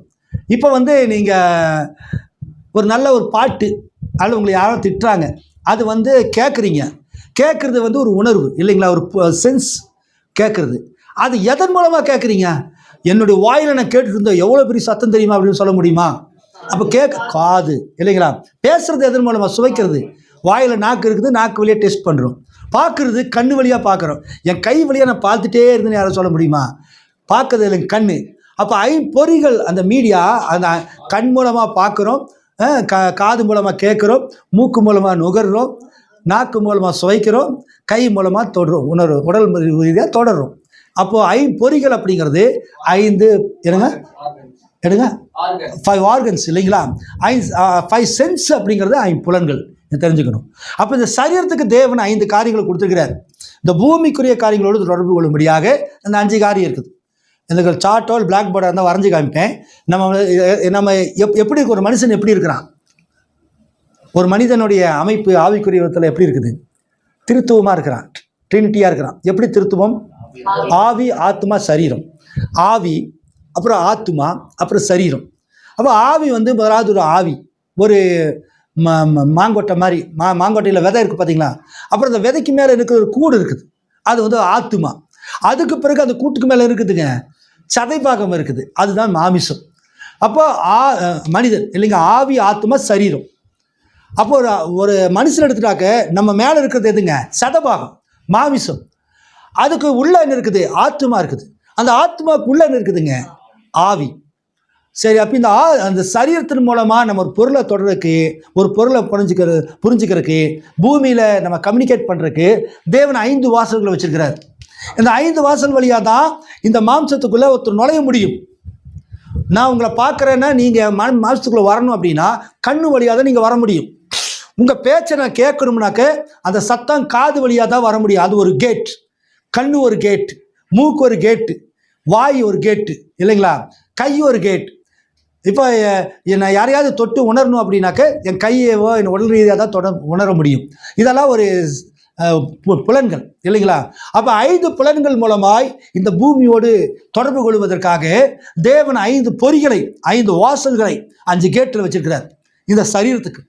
எதுக்கு அப்படின்னா இதன் மூலமாய் போகிறது அங்கே இன்னொரு இடத்துக்கு போகுது. உள்ள என்ன இருக்குதுங்க? உள்ள என்ன இருக்குதுங்க? மாம்சத்துக்கு அடுத்த ஸ்டெப் என்னங்க? ஆவி. ஆவியில் வந்து ஆவி, ஆத்மா, இந்த ரெண்டுக்கு என்ன வித்தியாசம் அப்படின்னா, இப்போ மாமிசம் ஓகே, மாமிசத்துக்கு அடுத்தது ஆத்மா, சரீரம். ஆவி, ஆத்மா, சரி, ஆவி, ஆத்மா இல்லைங்க, மாம்சம், ஆவி, ஆத்மா. திருக்கதர்சி சொல்கிறாரு, ஆத்மா என்பது ஆவியினுடைய தன்மை, ஸ்பாவம், ஆட்ரிபியூட்ஸ். ஒரு மனுஷனுடைய ஸ்பாவம் என்னங்க? மனிதனுடைய ஸ்பாவம் பேசுறது, பார்க்கறது, சுவைக்கிறது, நாய்க்குன்னு ஒரு சுபாவம் இருக்குது. நன்றி காட்டுறதுக்கு என்ன செய்யுது? வாலாட்டும். மனுஷன் வாலாட்ட முடியுமா? முடியாது. நாய்க்கு ஒரு சுபாவம். அது என்னதான் நம்ம அது குளிப்பாட்டி நடுவில் உட்கார வச்சாலும் அது பெட்டு மேலே ஏறி என்ன செய்யும்? ஒரு ஆடி கசக்கி எல்லாம் அழுக்கு பண்ணி போடும். ஒரு குரங்குக்கு நீங்கள் என்னதான் இது பண்ணாலும் குரங்குக்குன்னு ஒரு சுபாவம் இருக்குது. மீனுக்கு ஒரு சுபாவம் இருக்குது. அப்போ அந்த மனுஷனுக்கு ஒரு சுபாவம் இருக்குது. அதுபோல் மனுஷனுடைய ஆவிக்கு அது பெற்றிருக்கிற சுபாவம் தான் ஆத்துமா. ஆத்மா என்பது தனியல்ல. ஆத்துமாவையும் ஆவியும் நீங்கள் பிரிக்க முடியாது. ரெண்டுமே மெர்ஜ். ஆவிங்கிறது ஒரு ஸ்பிரிட்டு, தேவனுடைய ஆவி அது. ஆனால் அந்த ஆவிக்கு ஒரு சுபாவம் இருக்குது. அந்த தன்மை நம்ம பார்க்க போகிறோம். அப்போ அந்த ஆத்மாவோட தொடர்பு கொண்டிருக்கு, மாம்ச தொடர்பு கொண்டிருக்கு. பூமியில் 5 சென்ஸ் வச்சுருந்தார். 5 சென்ஸ் 5 ஆர்கன்ஸ் வச்சுருந்தார். அதுபோல் ஆத்மாவை தொடர்பு கொண்டிருக்கு தேவன் 5 காரியங்களை வச்சுருக்கிறார். என்ன அப்படின்னாக்கே, ஒன்று இமேஜினேஷன், கற்பனை. 2வது கான்சியன்ஸ், யோசனை. 3வது மெமரி, ஞாபகம். 4வது ரீசன், அறிவு. 5வது அஃபெக்ஷன், ஈர்ப்பு. ஒன்று தெரிஞ்சுக்க, முதலாவது கற்பனை, 2வது யோசனை, கற்பனை, யோசனை, ஞாபகம், மெமரி. அதுக்கடுத்ததாக நாலேஜ், அறிவு. அதுக்கு பிறகு ஈர்ப்பு. இதுதான் 5 வழி, ஆத்துமாவில் இருக்கிற 5 வழி. இப்போ நான் ஒரு பொருளை பார்க்குறேன்னா, இந்த கடையில் போய் இந்த ஒரு செல்ஃபோன் வாங்கணும் அப்படிங்கிறத கண்ணு பார்க்குது, எந்த செல்ஃபோன் வாங்கலாம் அப்படின்னு. அப்போ இந்த செல்ஃபோன் வாங்குன்னு சொல்கிறது கண்ணு பார்த்து என்ன செய்யுது? கிராஸ் பண்ணி மைண்டுக்கு அனுப்புது. இந்த செல்ஃபோன், இந்த மாடல், இந்த கலர், இந்த மாதிரி இது எனக்கு பிடிச்சிருக்குது அப்படின்னு கண்ணு பார்க்குது. அவ்வளோதானே தவிர எனக்கு இது பிடிச்சிருக்குது, இதை வாங்கு, இந்த செல்லு வேண்டாம், இந்த செல்லு வாங்குங்கிறது எது சொல்லுதுங்க? அறிவு. இந்த அறிவின் மூலமாக ஆத்மாவில் தான் இந்த அறிவு இருக்குது இல்லைங்களா? அது ஒரு வாசல். இந்த அறிவு என்ன செய்து போய் ஆவி டச் பண்ணுது. அப்போ ஆவி என்ன செய்து மூளைக்கு போகுது. உடனே அதை வாங்குறதுக்கு கை வருது. பார்த்தீங்களா? இப்போ 5 கேட் வழியாக உலகத்தோடு தொடர்பு கொள்கிற அந்த மேட்டர் அது ஆத்மாவில் போய் டச் பண்ணி, ஆத்மா அறிவுக்கு கமெண்ட் பண்ணி, அறிவு மூளைக்கு கமெண்ட் பண்ணி, இது வேண்டாம், வேணும், இது ரொம்ப ரேட் ஜாஸ்தி அப்படிங்கிறது உள்ளே இருக்கிற அறிவு நமக்கு சொல்லுது. அதே மாதிரி ஞாபகம். உங்களை எங்கேயோ பார்த்துருக்குறனே, ஏற்கனவே இந்த கண்ணு பார்த்து அதை படம் பிடிச்சி வச்சுருக்குது. கண்ணு வழியாக போயாச்சு. அந்த போன அந்த உருவம் மைண்டில் என்னாச்சு? அந்த மெமரி கார்டில் சேவ் ஆயிடுச்சு. இப்போ மறுபடியும் அவங்கள பார்க்கும்போது, போன வருஷங்களை இதே இடத்துல பார்த்தோம் இல்லையா, மறுபடியும் அந்த ஞாபகம் ரிப்பீட் ஆகுது. அது ஒரு கேட் இல்லைங்களா? கற்பனை. நான் நாளைக்கு பெருசானா எப்படி, நான் எந்த வேலைக்கு போகணும், நான் இப்படி பண்ணுவேன், இப்படி வீடு கட்டுவேன், இப்படி பெயிண்ட் அடிப்பேன், இப்படி கதவு வைப்பேன் அப்படிங்கிறது ஒரு கற்பனை. அது ஒரு கேட். அதே மாதிரி ஈர்ப்பு, அட்ராக்ஷன், அஃபெக்ஷன் பண்ணுறது, அது ஒரு கேட். புரியுதுங்களா? அப்போ இந்த 5 ஆத்மாவுக்கு ஒரு வாசலாக இருக்குது. இந்த 5 இருந்தால் தான் மற்றவங்களோட கம்யூனிகேட் பண்ண முடியும். அதே மாதிரி சரீரத்தில் இந்த 5 இருந்தால் தான் இந்த உலகத்தோடு கம்யூனிகேட் பண்ண முடியும். ஆதாமை உருவாக்கும் போது அவருடைய ஆவிக்குரிய விஷயத்துலேயும் இந்த 5 இருந்தது, மாம்சத்துலேயும் இந்த 5 இருந்தது. இப்போ அவன் மனுஷனே மாம்சத்தில் இருந்தாலும் கூட இப்போ இந்த செவுத்துக்கு அந்த பக்கம் யார் இருக்கிறாங்க, யார் இல்லை நம்மளால் பார்க்க முடியுமா? முடியாது. ஆனால் கேட்க முடியுமில்ல? சத்தம் கேட்குது, ஏதோ விறகு வெட்டிகிட்டு இருக்கிறாங்க, ஏதோ பேசிகிட்டு இருக்கிறாங்க, சத்தம் கேட்குது இல்லை? அப்போ அந்த செவுத்தை கடந்தது வருது இல்லை? ஆனால் பார்க்க முடியுதா? ஆனால் கண்ணாடி இருந்தால் பார்க்க முடியுமா? முடியும். அப்போ தேவன் பாவம் செய்யறதுக்கு முன்னதாக மாம்சத்துலேயும் பார்த்தான், ஆவிலையும் பார்த்தா. டிரான்ஸ்பரண்ட். அவனுக்கு அடுத்த உலகம் தெரிஞ்சுது. அவனுக்கு கதவு, அவனுக்கு ஒரு தடை கிடையாது, சுவர் தடை கிடையாது. இந்த பூமியில் என்னென்ன நடக்குது, இந்த பூமியினுடைய மேற்பரப்பில் ஆவி உலகம்னு ஒன்று இருக்குது, என்ன நடக்குது அங்கே அங்கே போகிற அந்த அசுத்த ஆவி அவனால் பார்க்க முடியும், தேவதூதனை பார்க்க முடியும், லூசிபரை அவன் பார்க்க முடியும், லூசிபருடைய தூதர்களை பார்க்க முடியும். அதே சொல்ல பூமியோடு தொடர்பு கொள்ள முடிஞ்சது. ஆனால் அவர் ஏவாள் சர்ப்பத்திடம் அவள் செஞ்சால் விபச்சாரம் பண்ணதுபடினாலே உடனே அதை ஆண்டவர் சொன்னார், நீ அதை புசிக்கும் நாளிலே சாகவே சாவே. அதாவது ஒரே நாளில் நீ செத்து போயிடுவேன். செத்து போனாங்களா அவங்க புசிக்கும் போதே? ஒரு நாள் செத்தாங்களா? ஆண்டவர் என்ன சொன்னார்? சாகவே செத்து போவேன்னு சொல்லல, சாகவே சாவேன். அப்படின்னா ஆவியிலையும் செத்து போவேன், மாம்சம் செத்து போயிடுவேன். ஏன்னா ஆதாம் அவள் 2லையும் உயிரோடு இருந்தாங்க. ஆவி அவங்களுக்கு இருந்துச்சு, மாம்சம் இருந்துச்சு. மாம்சத்தோடு தொடர்பு கொண்டாங்க, ஆவியில் தொடர்பு கொண்டு தான் தேவனிடத்தில் பேச முடிஞ்சது. இப்போ தேவன் இங்கே இருக்கிறார், நம்ம விசுவாசிக்கிறோம். ஆனால் தேவனோடு நம்ம பேச முடியல, தேவனை பார்க்க முடியல. ஏன்? நம்முடைய மாம்ச கண்கள் மட்டும் திறக்கப்பட்டிருக்குது. நமக்கு உள்ள இருக்கிற ஸ்பிரிச்சுவல் பாடி என்ன செய்யுது? க்ளோஸ்ட் ஆகிருக்குது. அதை பைபிள் சொல்லுது, பாவம் செய்கிற ஆத்மா சாகும். அப்போ பாவம் ஏவாள் செஞ்சுட்டா. அவர் சொன்னார், அதை புசிக்கும்னாலே அந்த விருட்சம் வேண்டாம். விருட்சங்கிறது என்ன? சர்ப்பம் இல்லைங்களா? அந்த சர்ப்பத்தோட நீ தொடர்பு கொள்ளாதே, அவ்வளோதான். அது உனக்கு என்ன செஞ்சுருக்குது? உனக்கு வீட்டுக்கு வேலைக்காரனாக கொடுத்துருக்குறேன். மாடு வச்சுருக்கிற, பால் கறந்து பால் குடி. எருது வச்சுருக்கிற, வண்டி ஓட்டிகிட்டு போ. நாய் வச்சுருக்க, வீட்டு காவலாளியாக வச்சுக்கோ. பூனையை வச்சுருக்கிறேன், அது செல்லமாக வச்சுக்கோ. அதே மாதிரி சர்ப்பத்தை வச்சுருக்கிற, அது உனக்கு டைம் பாஸிங், என்டர்டெயின்மெண்ட்டு. மரத்தில் ஏறி ஆப்பிள் பறித்து போடுறக்கோ, தென்னை மரத்தில் ஏறி இளநீ பறித்து போடுறக்கோ, அல்லது ஏதோ ஒரு வேலை செய்யறக்கோ அதை வச்சுக்கோ, அவ்வளோதான். ஆனால் ஆதாம் இல்லாத போது ஏவாள் சர்ப்பத்தை பார்க்கும்போது, இப்போ சாத்தான் பார்க்குறான். சர்ப்பம் வேற, சாத்தான் வேற. சர்ப்பம் வேற, சாத்தான் வேற. சாத்தான் பார்க்கும்போது இந்த சர்ப்பமானது closer than animal to the man, மனுஷனுக்கு மிகவும் நெருக்கமான ஒரு சிருஷ்டிப்பு. எப்படி நெருக்கணும்? பக்கத்தில் பேசிட்டு இருக்கிறதில்ல. குரங்குக்கு அடுத்த ஸ்டேஜ் இது. குரங்குக்கு மனுஷன் மாதிரி எல்லா ஆக்டிவிட்டிஸும் பண்ண முடியும். காடுகளையெல்லாம் பெண்கள் தனியாக போனால் மனித குரங்கு, ஆண் மனித குரங்கு அடிச்சிடும், பொறுத்து அந்த பெண்களை கற்பழிச்சிடும். எது? சிம்பன்சி குரங்கு. அதே மாதிரி கரடியும் அதே மாதிரி தான் பண்ணும். அதே மாதிரி மிருகங்களோட நிறையா தவறான காரியங்களாக பல பெண்கள் பண்ணுறாங்க இல்லையா அந்த நாட்களில் கூட, அதெல்லாம் உண்டு. அப்போ அந்த மாதிரி மிருகங்கள் அப்படி இருக்குமே தவிர, ஆனால் ஒரு மிருகத்துடைய ரத்தமானது ஒரு பெண்ணுடைய கற்பத்துக்குள்ள புகுந்து அவளை கற்பமடைய செய்யாது. ஏன்னா அந்த ரத்தத்துடைய வீரியம் வேற. அதே மாதிரி மனுஷனுடைய ரத்தமானது சூடான ரத்தம், கற்பத்தை உருவாக்கக்கூடிய ஜீன்களுக்குறதான ரத்தம். ஆகவே ஏவாளுக்கும் தேவன் சூட்டபிளான பெர்சன் ஆதாம். ஆதாமுக்கு சூட்டபிள் பெர்சன் ஏவாள். ஆதாம் ஏவாளை பார்த்து எனக்கு பிள்ளை பெத்து போடுன்னு சொல்லி தஸ் சோ தி லார்ட் அப்படின்னு சொன்னாக்க அவள் கற்பவதி ஆயிடுவான். அப்போது ஒரு ஆணும் பெண்ணும் இணையிற ஒரு காரியம் மிருகங்களுக்கு மட்டும்தான் தேவன் கொடுத்திருந்தார தவிர மானிட வர்க்கத்தில் கிடையாது. ஏன்னா தேவன் பரிசுத்தம் உள்ளவர். அவர் உரைக்கப்பட்ட வார்த்தையின் மூலமாக சந்ததி பெருக்கெடுக்கிற தேவன் இல்லைங்க. மல்கியால் வாசிக்கும் போது அவர் ஒருவனி அளவாக படைத்தார், தேவ பக்தியுள்ள சந்ததியை பெறும்படி தானே. அப்போ ஒரு மனுஷன் மூலமாக அவர் சந்ததி வரணும். ஆனால் அது மாம்ச இணைப்பின் மூலம் இல்லாதபடிக்கு வார்த்தையினாலே பலிக்கு பிறக்கணும். இதுதான் தேவனுடைய பிரமாணம். ஆனால் அதே சமயத்தில் தேவன் என்ன செஞ்சார்னா, அவர்களுக்கு அந்த ஒரு 2 in 1 அப்படிங்கிற மாதிரி சரீரத்தில் இப்போ ஒரு சில கேட்கலாம், அப்படி இல்லைன்னா எதுக்கியா மனிதனை அவனுடைய ஆணும் பெண்ணுமா உருவாக்கி அதுக்கு தேவையான காரியங்களெல்லாம் சரீரத்தில் வைக்கணும்? அப்படி இல்லாமல் வேறு விதமாக தேவதூதர்கள் வச்சிருக்கலாமலான்றான். ஸோ தேவன் எல்லாவற்றையும் முன்னறிகிறவர். அப்போ முன்னாடி அவன் பாவத்தில் விழுகணும் என்பதற்காக இன்னொரு ஆப்ஷன் வச்சுருந்தார். ஏன்னா அவர் தன்னை வெளிப்படுத்தணும், தன்னை பாவங்களை மன்னிக்கிறவர், சுகமளிப்பவர் அப்படின்னு தன்மையை வெளிப்படுத்தணும்னாக்கா அங்கே பாவி வேணும். பாவி வேணும்னாக்கா அவன் பாவம் செய்யணும். தேவன் ஒரு மனுஷன் பாவம் செய்ய வைக்க முடியாது. ஆகவே அந்த ஆர்கன்ஸும் தான் அவனை படைக்கிறார். ஆனால் அவன் உண்மையான தேவனுடைய குமாரனாக இருந்தால், தேவனுடைய வார்த்தையை மட்டும் கேட்டிருந்தாக்க அந்த ஆர்கன்ஸ் அவன் கிரியேட் செய்யாதபடிக்கு அவன் கட்டுப்பாடாக இருந்திருக்கலாம். ஆனால் சாத்தானுடைய காரிக்கு ஏவாள் செவி கொடுத்தான். ஏவாள் செவி கொடுத்த அந்த விருட்சம் பார்வைக்கு இன்பமும் இச்சிக்கப்படுத்த விருட்சமாக இருக்கிறது என்று கண்டு அதன் கனியை பறித்து புடிச்சு தன் புருஷனுக்கு கொடுத்தான். இவ்வளோ சர்ப்பத்தோடு இணைஞ்சு அப்புறம் ஆதாமியும் அதை தப்பு பண்ண வச்சான். இதனாலே மனித ஒழுக்கத்தில் காயின் ஆபேல் 2 பேருமே உருவானாங்க. பாருங்கள், முதல் பிறந்தது சர்ப்பத்துக்கு ஏவாளுக்கும், 2வது பிறந்தது ஆதாமுக்கும் ஏவாளுக்கும். இந்த 2 பர்த்தும் தப்பு தான். தேவனுடைய இது என்னன்னா, ஒன்று நம்ம நினைக்கலாம் ஆதாமுக்கு ஏவாளுக்கும் பிறந்தது ரைட்டு தானே, ரைட்டு தான். ஆனால் அது பாதி தான் ரைட்டு. எப்படின்னா தேவனுடைய சித்தம் அதுவல்ல, வார்த்தையினால சிருஷ்டிக்கணும். அதுதான் விஷயம். மாம்சத்தினால் சிந்திக்கணும், வார்த்தையினால் சிருஷ்டிக்கணும். அவன் மாம்சத்தினால் அவன் மாம்சத்தை செலக்ட் பண்ணிட்டான். அப்போ தேவன் என்ன செஞ்சிட்டாரு, அவன் தேவனுடைய வார்த்தையை மீறுகிறது, தேவனை அவிசுவாசிக்கிறது தான் பாவம்.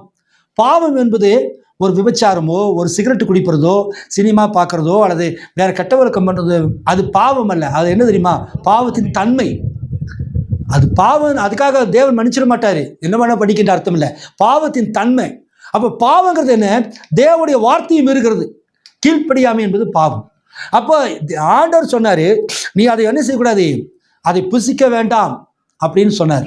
ஆனால் ஏவாள் என்ன செஞ்சா, அந்த சர்ப்பத்தில் என்ன சொன்னால், அதை புசிக்கவும் அதை தொடவும் வேண்டாம் அப்படின்ட்டார். அதை தொட வேண்டாம்னு ஆண்டவர் சொன்னாரா? புசிக்காதன்னார். பொய் பேசுனா பாருங்க, ஒரு பொய் பேசுனீங்கன்னா தொடர்ந்து அதை மறைக்கிறதுக்கு இன்னொரு பொய் பேசிகிட்டே வரணும். நிறைய பேர் புருஷன்மாரெல்லாம் பொண்டாட்டி மாட்டிக்குவாங்க இல்லையா? இத்தனை மணிக்கு எங்கே இருந்தீங்க? நான் அங்கே இருந்தவன், அங்கே என்ன பண்ணிட்டு இருந்தீங்க, இங்கே என்ன பண்ணிட்டு இருந்தீங்க, தொடர்ந்து பொய் பேசி கடைசியில் மாட்டிக்குவாங்க. ஆம்பளைகளுக்கு பொய் பேச தெரியாது இல்லைங்களா? பொம்பளை மாதிரி நான் புத்திசாலித்தனமாக பொய் பேச தெரியாது, மாட்டிக்குவாங்க. அந்த மாதிரி ஏவல் பொய் பேசி தொடர்ந்து பொய் பேசி அவன் என்ன செஞ்சிட்டா, பாவத்தில் விழுந்தா. பாவம் அது. அப்போ பாவம் செய்கிற ஆத்துமா சாகும். சாவுங்கிறது என்ன? மரணம்னா என்னங்க? ப்ராப்பர்ட் என்ன சொல்லிக்கார, மரணம்னா என்ன என்னங்க? என்ன சொல்லுங்க? மரணம்னா என்பது தேவனை விட்டு பிரிகிறது. தேவனை விட்டு மைல் கணக்கான தூரம், இனி அவரை நம்ம பார்க்கவே முடியாது அப்படிங்கிறது தான் டெத்தே தவிர, இந்த சரீரத்திலிருந்து ஆவி போகிறதோ அல்லது ஏதோ ஒரு அடிபட்டு சாகுறதோ அது மரணம் கிடையாது. மரணம் என்பது நீங்கள் உயிரோடு இருந்தாலும் இல்லாவிட்டாலும் தேவனை ஒரு காலம் நீங்கள் காண முடியாதுயா. தேவனோட அந்த லிங்க் வந்து கட் ஆயிடுச்சு. ஆகவே தான் ஆதாமுக்கு அந்த பார்க்கும் திறன், ஆவிக்குரிய விதத்தில் ஆவிக்குரியவனாக இருந்த எல்லாமே தியோபனி சிஸ்டம் மாறிடுச்சு. தியோபனி சிஸ்டம் மாறினதுனாலே அவருடைய ஆத்மாவை என்ன செஞ்சு செத்து போச்சு. இனி அவனை பார்க்க மரணம் அங்கே ஆட்கொண்டது. அதை புசிக்கும் நாளிலே, புசிக்கும் நாளே சாவே, ஆவியிலே செத்து போயிடுவேன். அடுத்தாக மாம்சரி ஆதாம் எத்தனை வருஷம் உயிரோடு இருந்தாங்க? அப்போ கர்த்தருக்கு ஒரு நாள் 1000 வருஷம் போலவும் 1000 வருஷம் ஒரு நாள் போலவும் இருக்கும். அவன் ஒரு நாளைக்குள்ள அவன் என்ன செய்யணுமா? செத்து போகணும். அப்போது ஒருவேளை அதை செய்யாமல் இருந்தால் என்ன நடந்திருக்கும்? இன்னைக்கு வரைக்கும் உயிரோடு இருந்திருப்பான். அப்போ ஒரு வருஷம் 1000 வருஷத்துக்கு மேலே பைபிளில் யாருமே உயிரோடு இருந்ததில்லை. ஆதாம் 960 வருஷமா 30 வருஷமா சரி இருந்தான், உயிரோடு இருந்தான். 1000 வருஷம் கூட ரீச் ஆகலை. பைபிளில் எந்த ஒரு கேரக்டருமே 1000 வருஷத்துக்கு மேலே இல்லை இல்லைங்களா?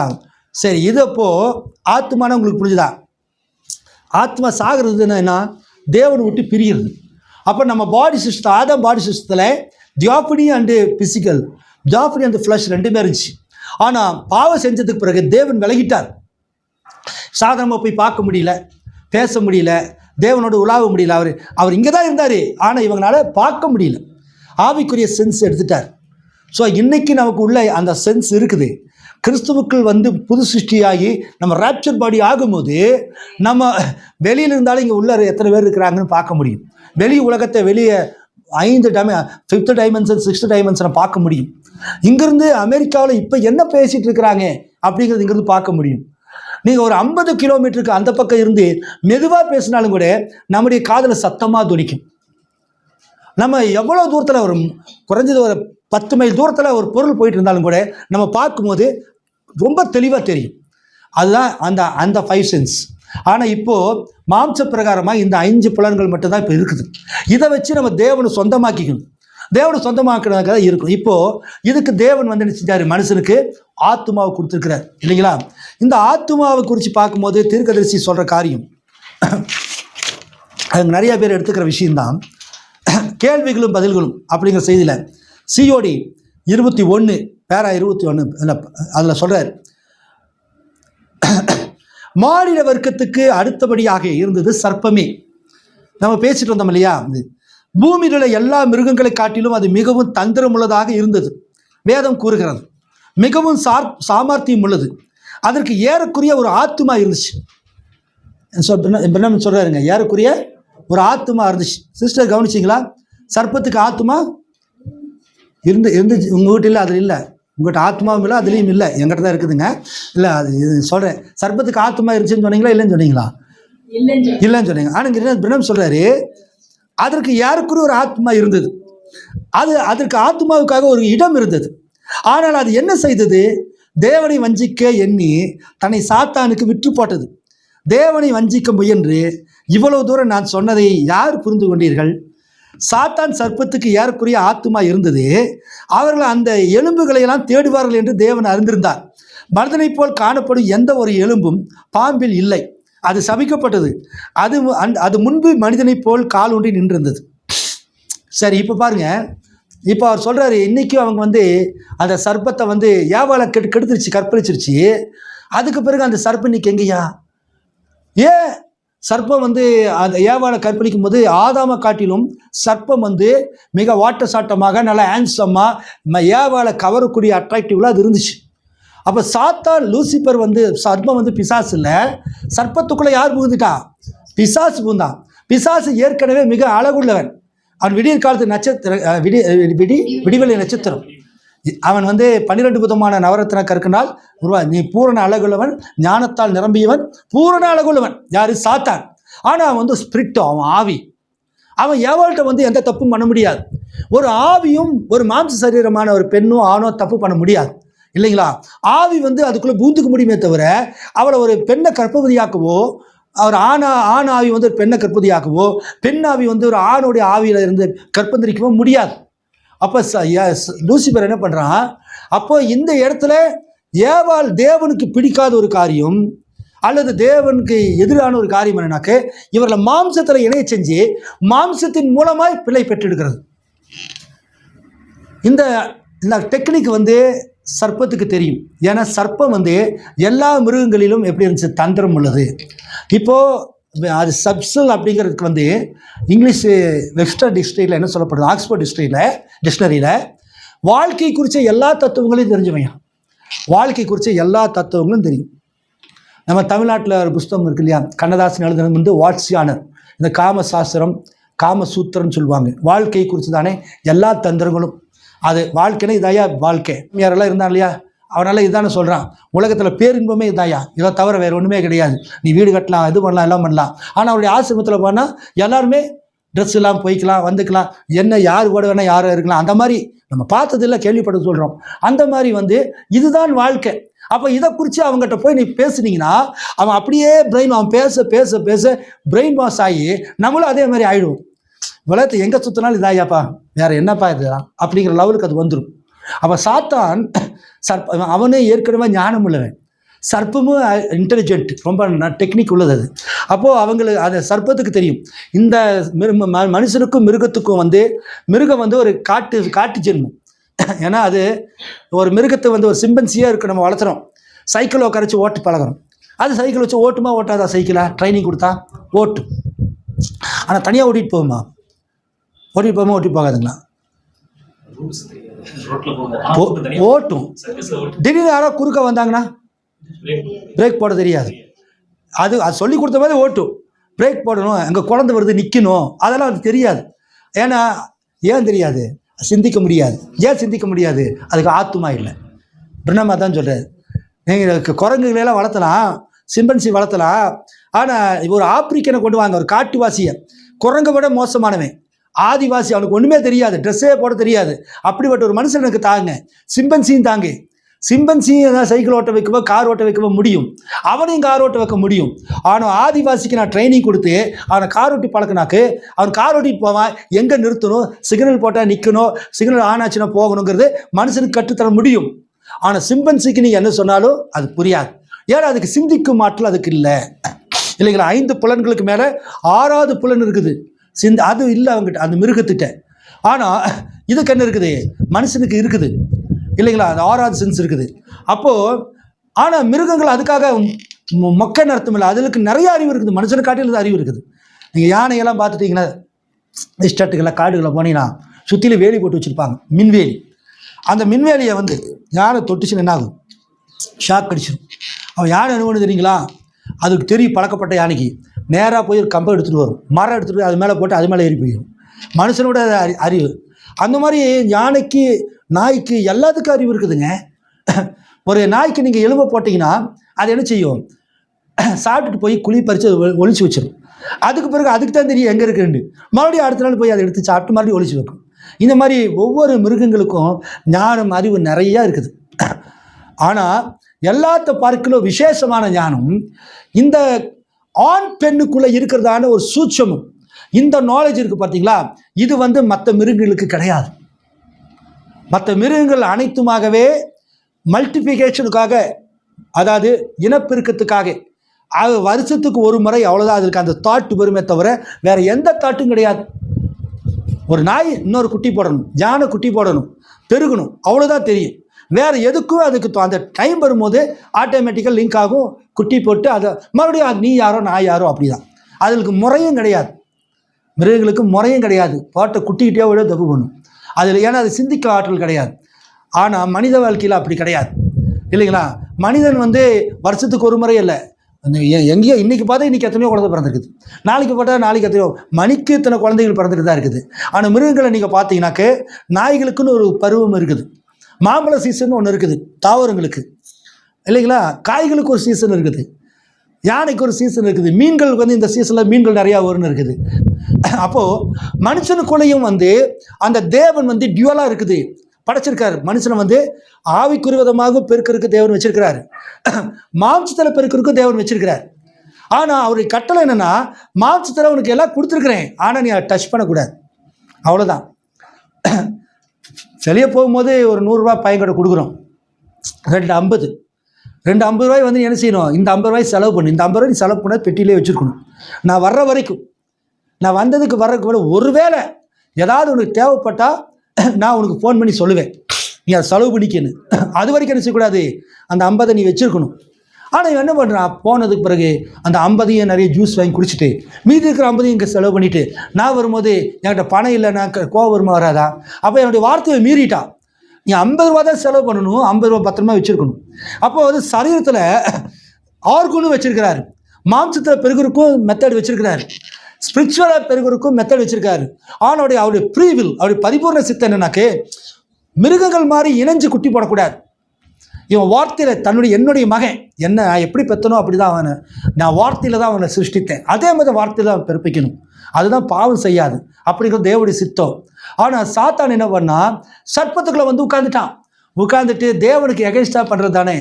ஏவாள்கிட்ட வந்தோடனே முதல்ல பிசாசு எங்கேயுமே இன்னைக்கு வரைக்கும் பெண்கள்கிட்ட தான் வந்து உட்காந்து பேசுவான், இல்லைங்களா?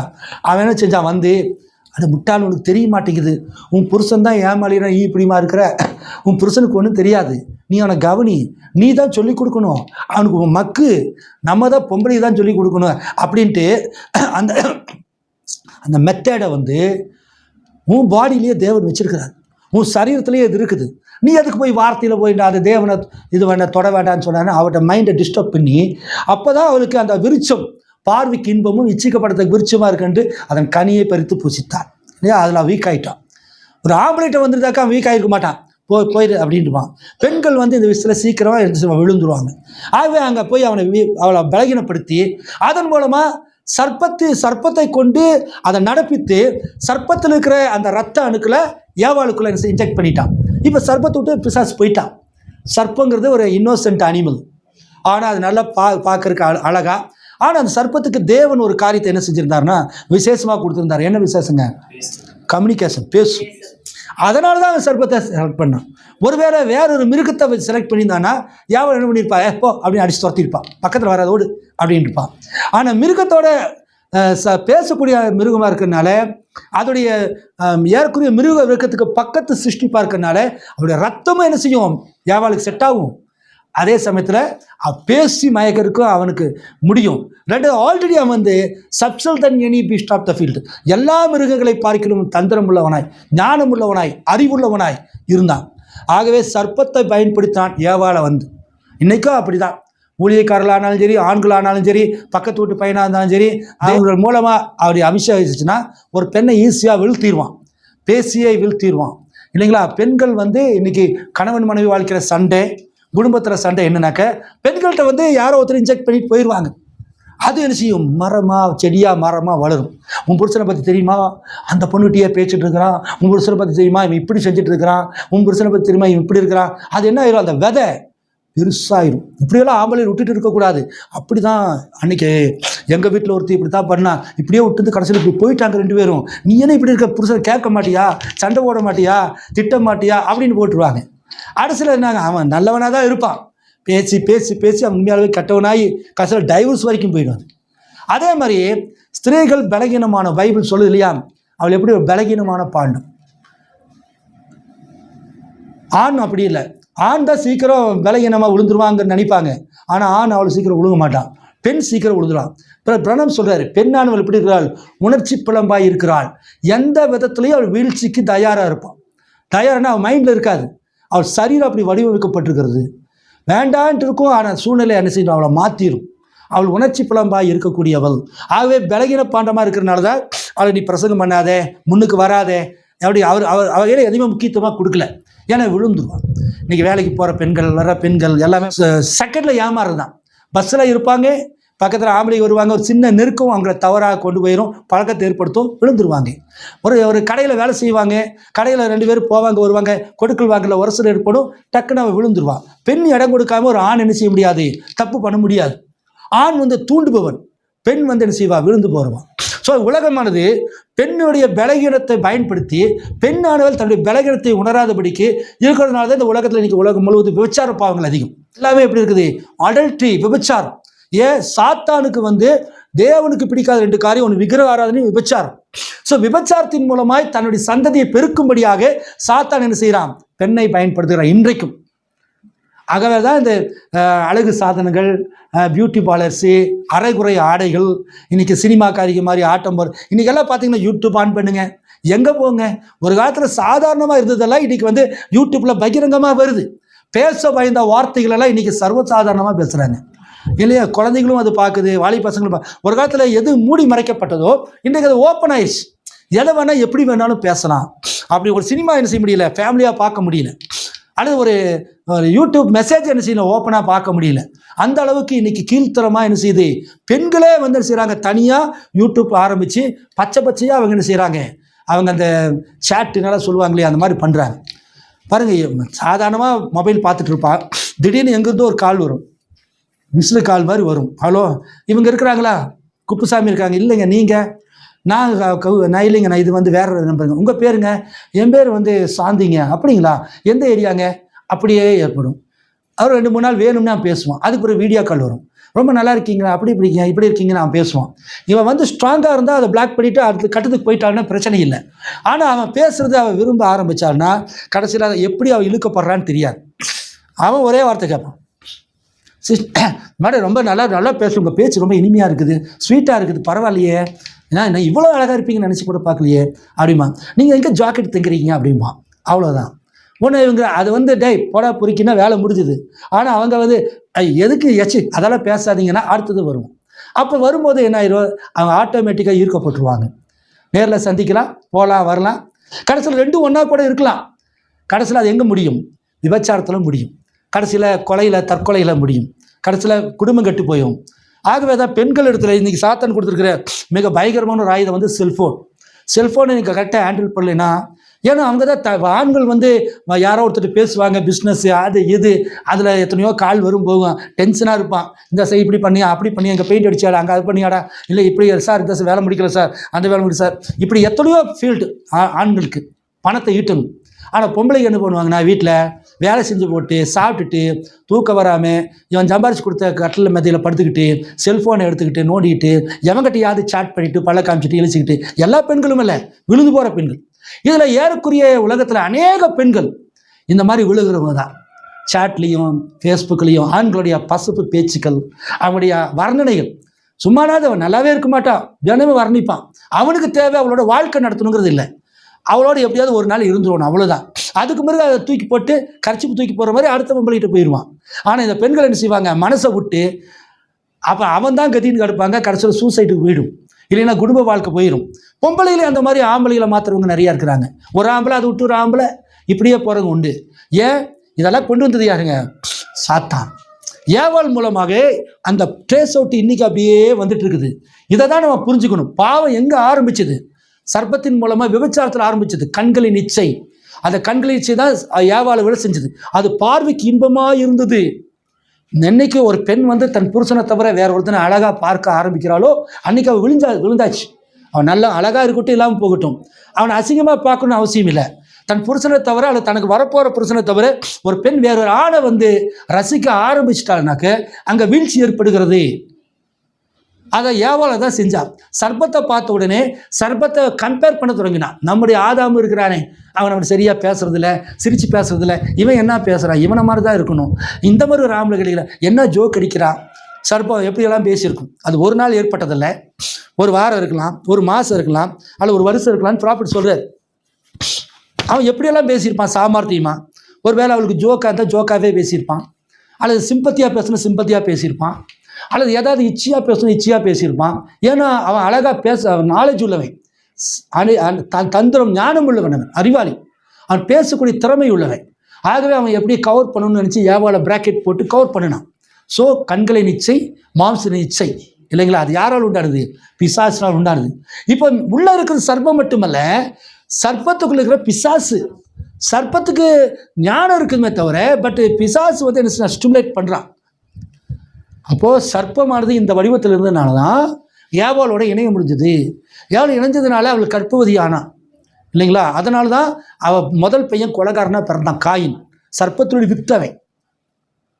இப்போ அந்த சர்ப்பம் அந்த தப்பு பண்ணுறதுக்கு அதுக்கு நாலேஜ் வேணும், அறிவு வேணும்.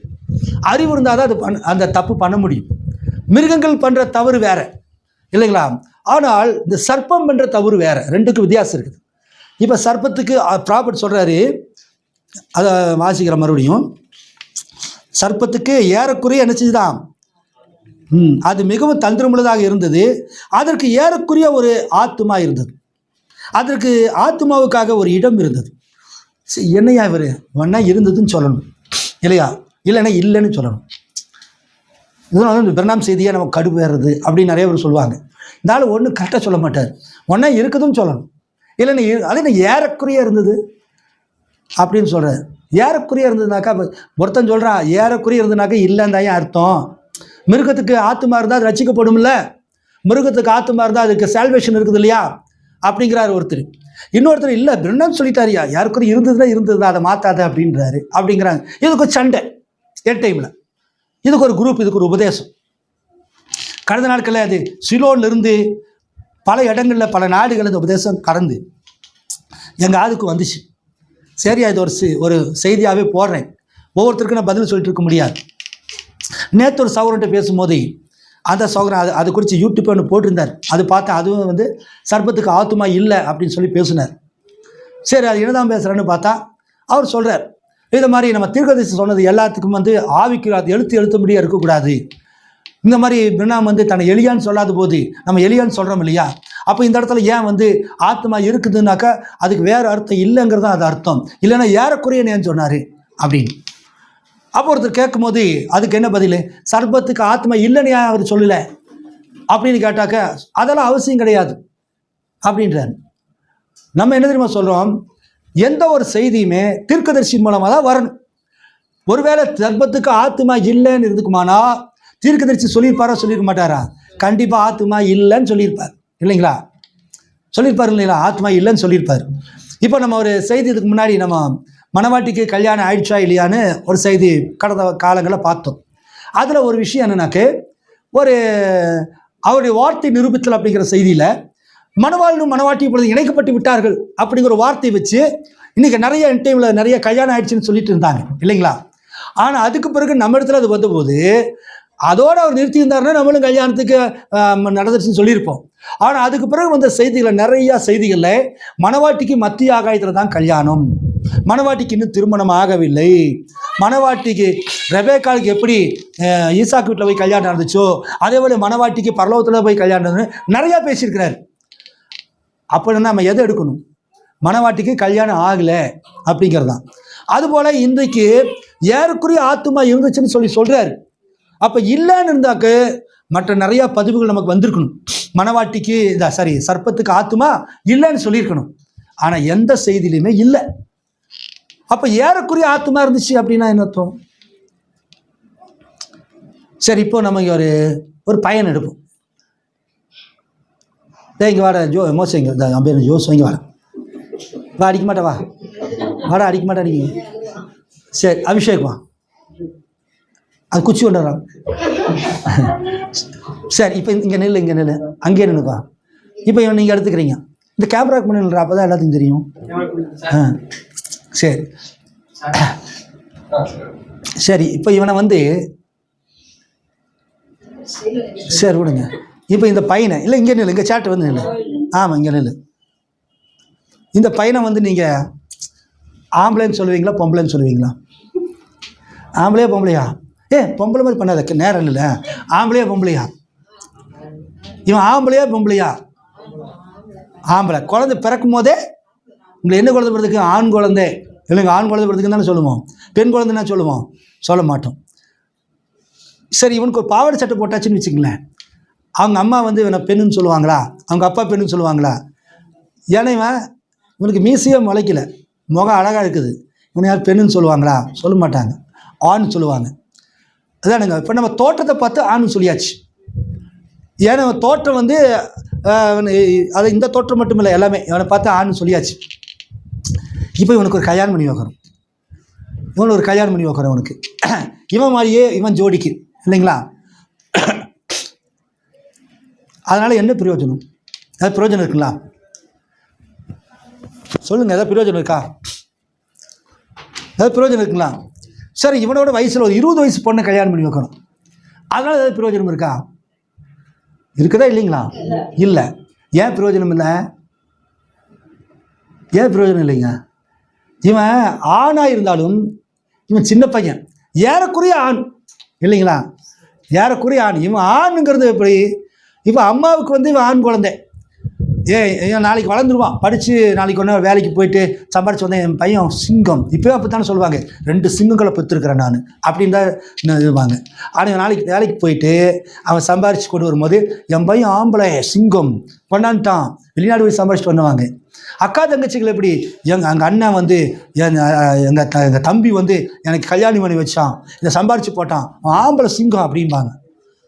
சரி, அதே மாதிரி நண்பர்கள் செய்வாங்க, இவனை செய்கிற வீரதீர செயல்களை எல்லாம் பார்த்துட்டு ஆம்பளை ஸ்கூலில் இருக்கிறவங்க இவன் ஸ்போர்ட்ஸ்ல எல்லாம் கலந்துட்டு கிங்குடாவன் ஆம்பளை சிங்கண்டா அப்படிம்பாங்க. ஆனால் அவனை கல்யாணம் பண்ணி வச்சதுக்கு மனைவிட்ட போயிட்டான்னு வச்சுங்களேன், மனைவிட்டு போயாச்சுன்னா நல்லா சம்பாரிச்சு கொடுத்தா ஆம்பளைன்னு சொல்லுவாளா? நல்லா சம்பாரிச்சு வேணுங்கிறதெல்லாம் வாங்கி கொடுக்குறான், ஆம்பளைன்னு சொல்லுவாளா? அவ எதிர்பார்ப்பு வேறு விதமாக இருக்கும், புரியுதுங்களா? அவ எதிர்பார்ப்பை சரி போடா, அவ எதிர்பார்ப்பை இவன் பூர்த்தி செஞ்சாதான் அங்கே ஆம்பளைன்னு அவன் சர்டிஃபிகேட் வாங்க முடியும். அதுதான் பரிபூரணம். உங்களுக்கு புரியுதுங்களா? தோற்றம் எப்படி வேணாலும் இருக்கலாம், கம்பீரமாக இருக்கலாம், ஆம்பளமாக இருக்கலாம், மியூசியம் கிரிக்கெட் இருக்கலாம், எப்படி வேணால் இருக்கலாம். அவன் வந்து தன் மனைவியை ஆண்டு கொள்ளுங்கிற போது அவன் ஆம்பளை அழியான்னு யார் சர்டிஃபிகேட் கொடுக்கணுங்க? மனைவி தான் சர்டிஃபிகேட் கொடுக்கணும். அது மட்டுமே ஆம்பளைங்கிறது இல்லை, இவைகள் மட்டுமே ஆம்பளைங்கிறதும் இல்லை. நல்லா சம்பாதிக்கிறான், நல்லா ரன்னிங் ரேஸில் போகிற கிரிக்கெட் பிளேயரு, நல்ல ஆக்டராக இருக்கிறான், இல்லை நல்ல திறமசாலி, நல்ல பேர் வாங்கிட்டான் அப்படின்னாக்க இவன் பெரிய டிகிரி கூட வாங்கியிருக்கலாம், IAS எல்லாம் படிச்சிருக்கலாம், நல்ல ஸ்போர்ட்ஸ் மேனாக இருக்கலாம். ஆனால் ஒன்றுமே படிக்காத ஒரு 3ஆம் கிளாஸ் மட்டும் படித்த ஒரு மனைவியை கல்யாணம் பண்ணுறான்னு வச்சுக்கலேன், அவகிட்ட வந்து இவன் வந்து ஆம்பளைன்னு பேர் வாங்குறதுக்கு அவள் என்ன எதிர்பார்க்கிறாளோ, அவர் மனைவி என்ன எதிர்பார்ப்பா, அதுக்கு அவன் பூர்த்தியாக இருந்தால் தான் அவன் ஆம்பளை, அவன் நிறைவா பரிபூர்ணமானவன். இவைகளை அதில் இருந்துட்டு இதில் இல்லைனாலும் கஷ்டம்தான், இதில் இருந்து அதில் இல்லைனாலும் கஷ்டம்தான்.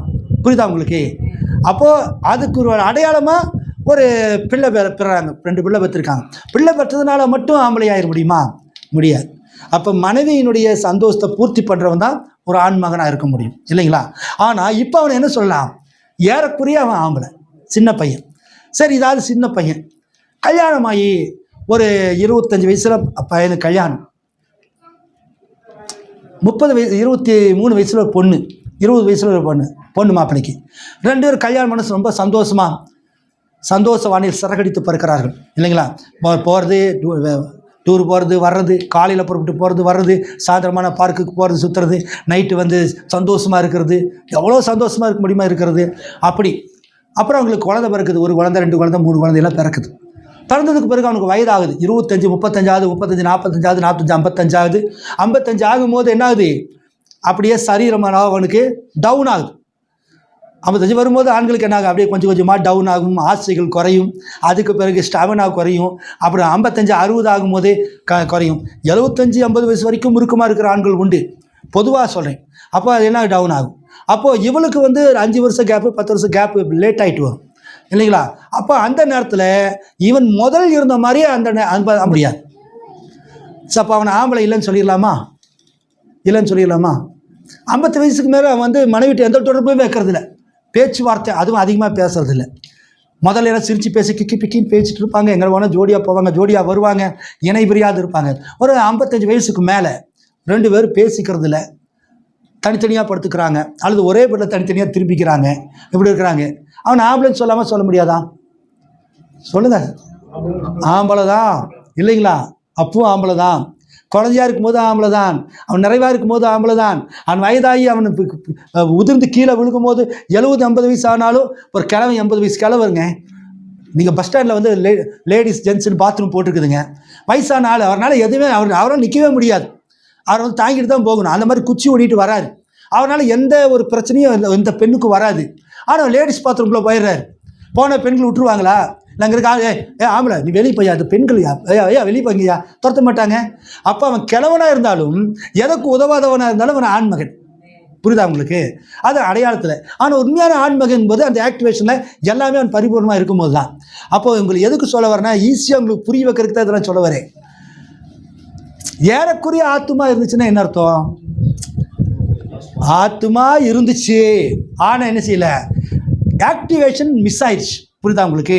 அப்போ ஏறக்குறைய அவனுக்கு ஆத்துமா இருந்துச்சு, ஒரு பிளேஸ் இருந்துச்சு. ஏன்னா அந்த ஆத்துமா இப்போது மற்ற மிருகங்களுக்கு வந்து தேவன் பார்த்த விஷயம் வேற, மனுஷனுக்கு தேவன் பார்த்த விஷயம் வேற.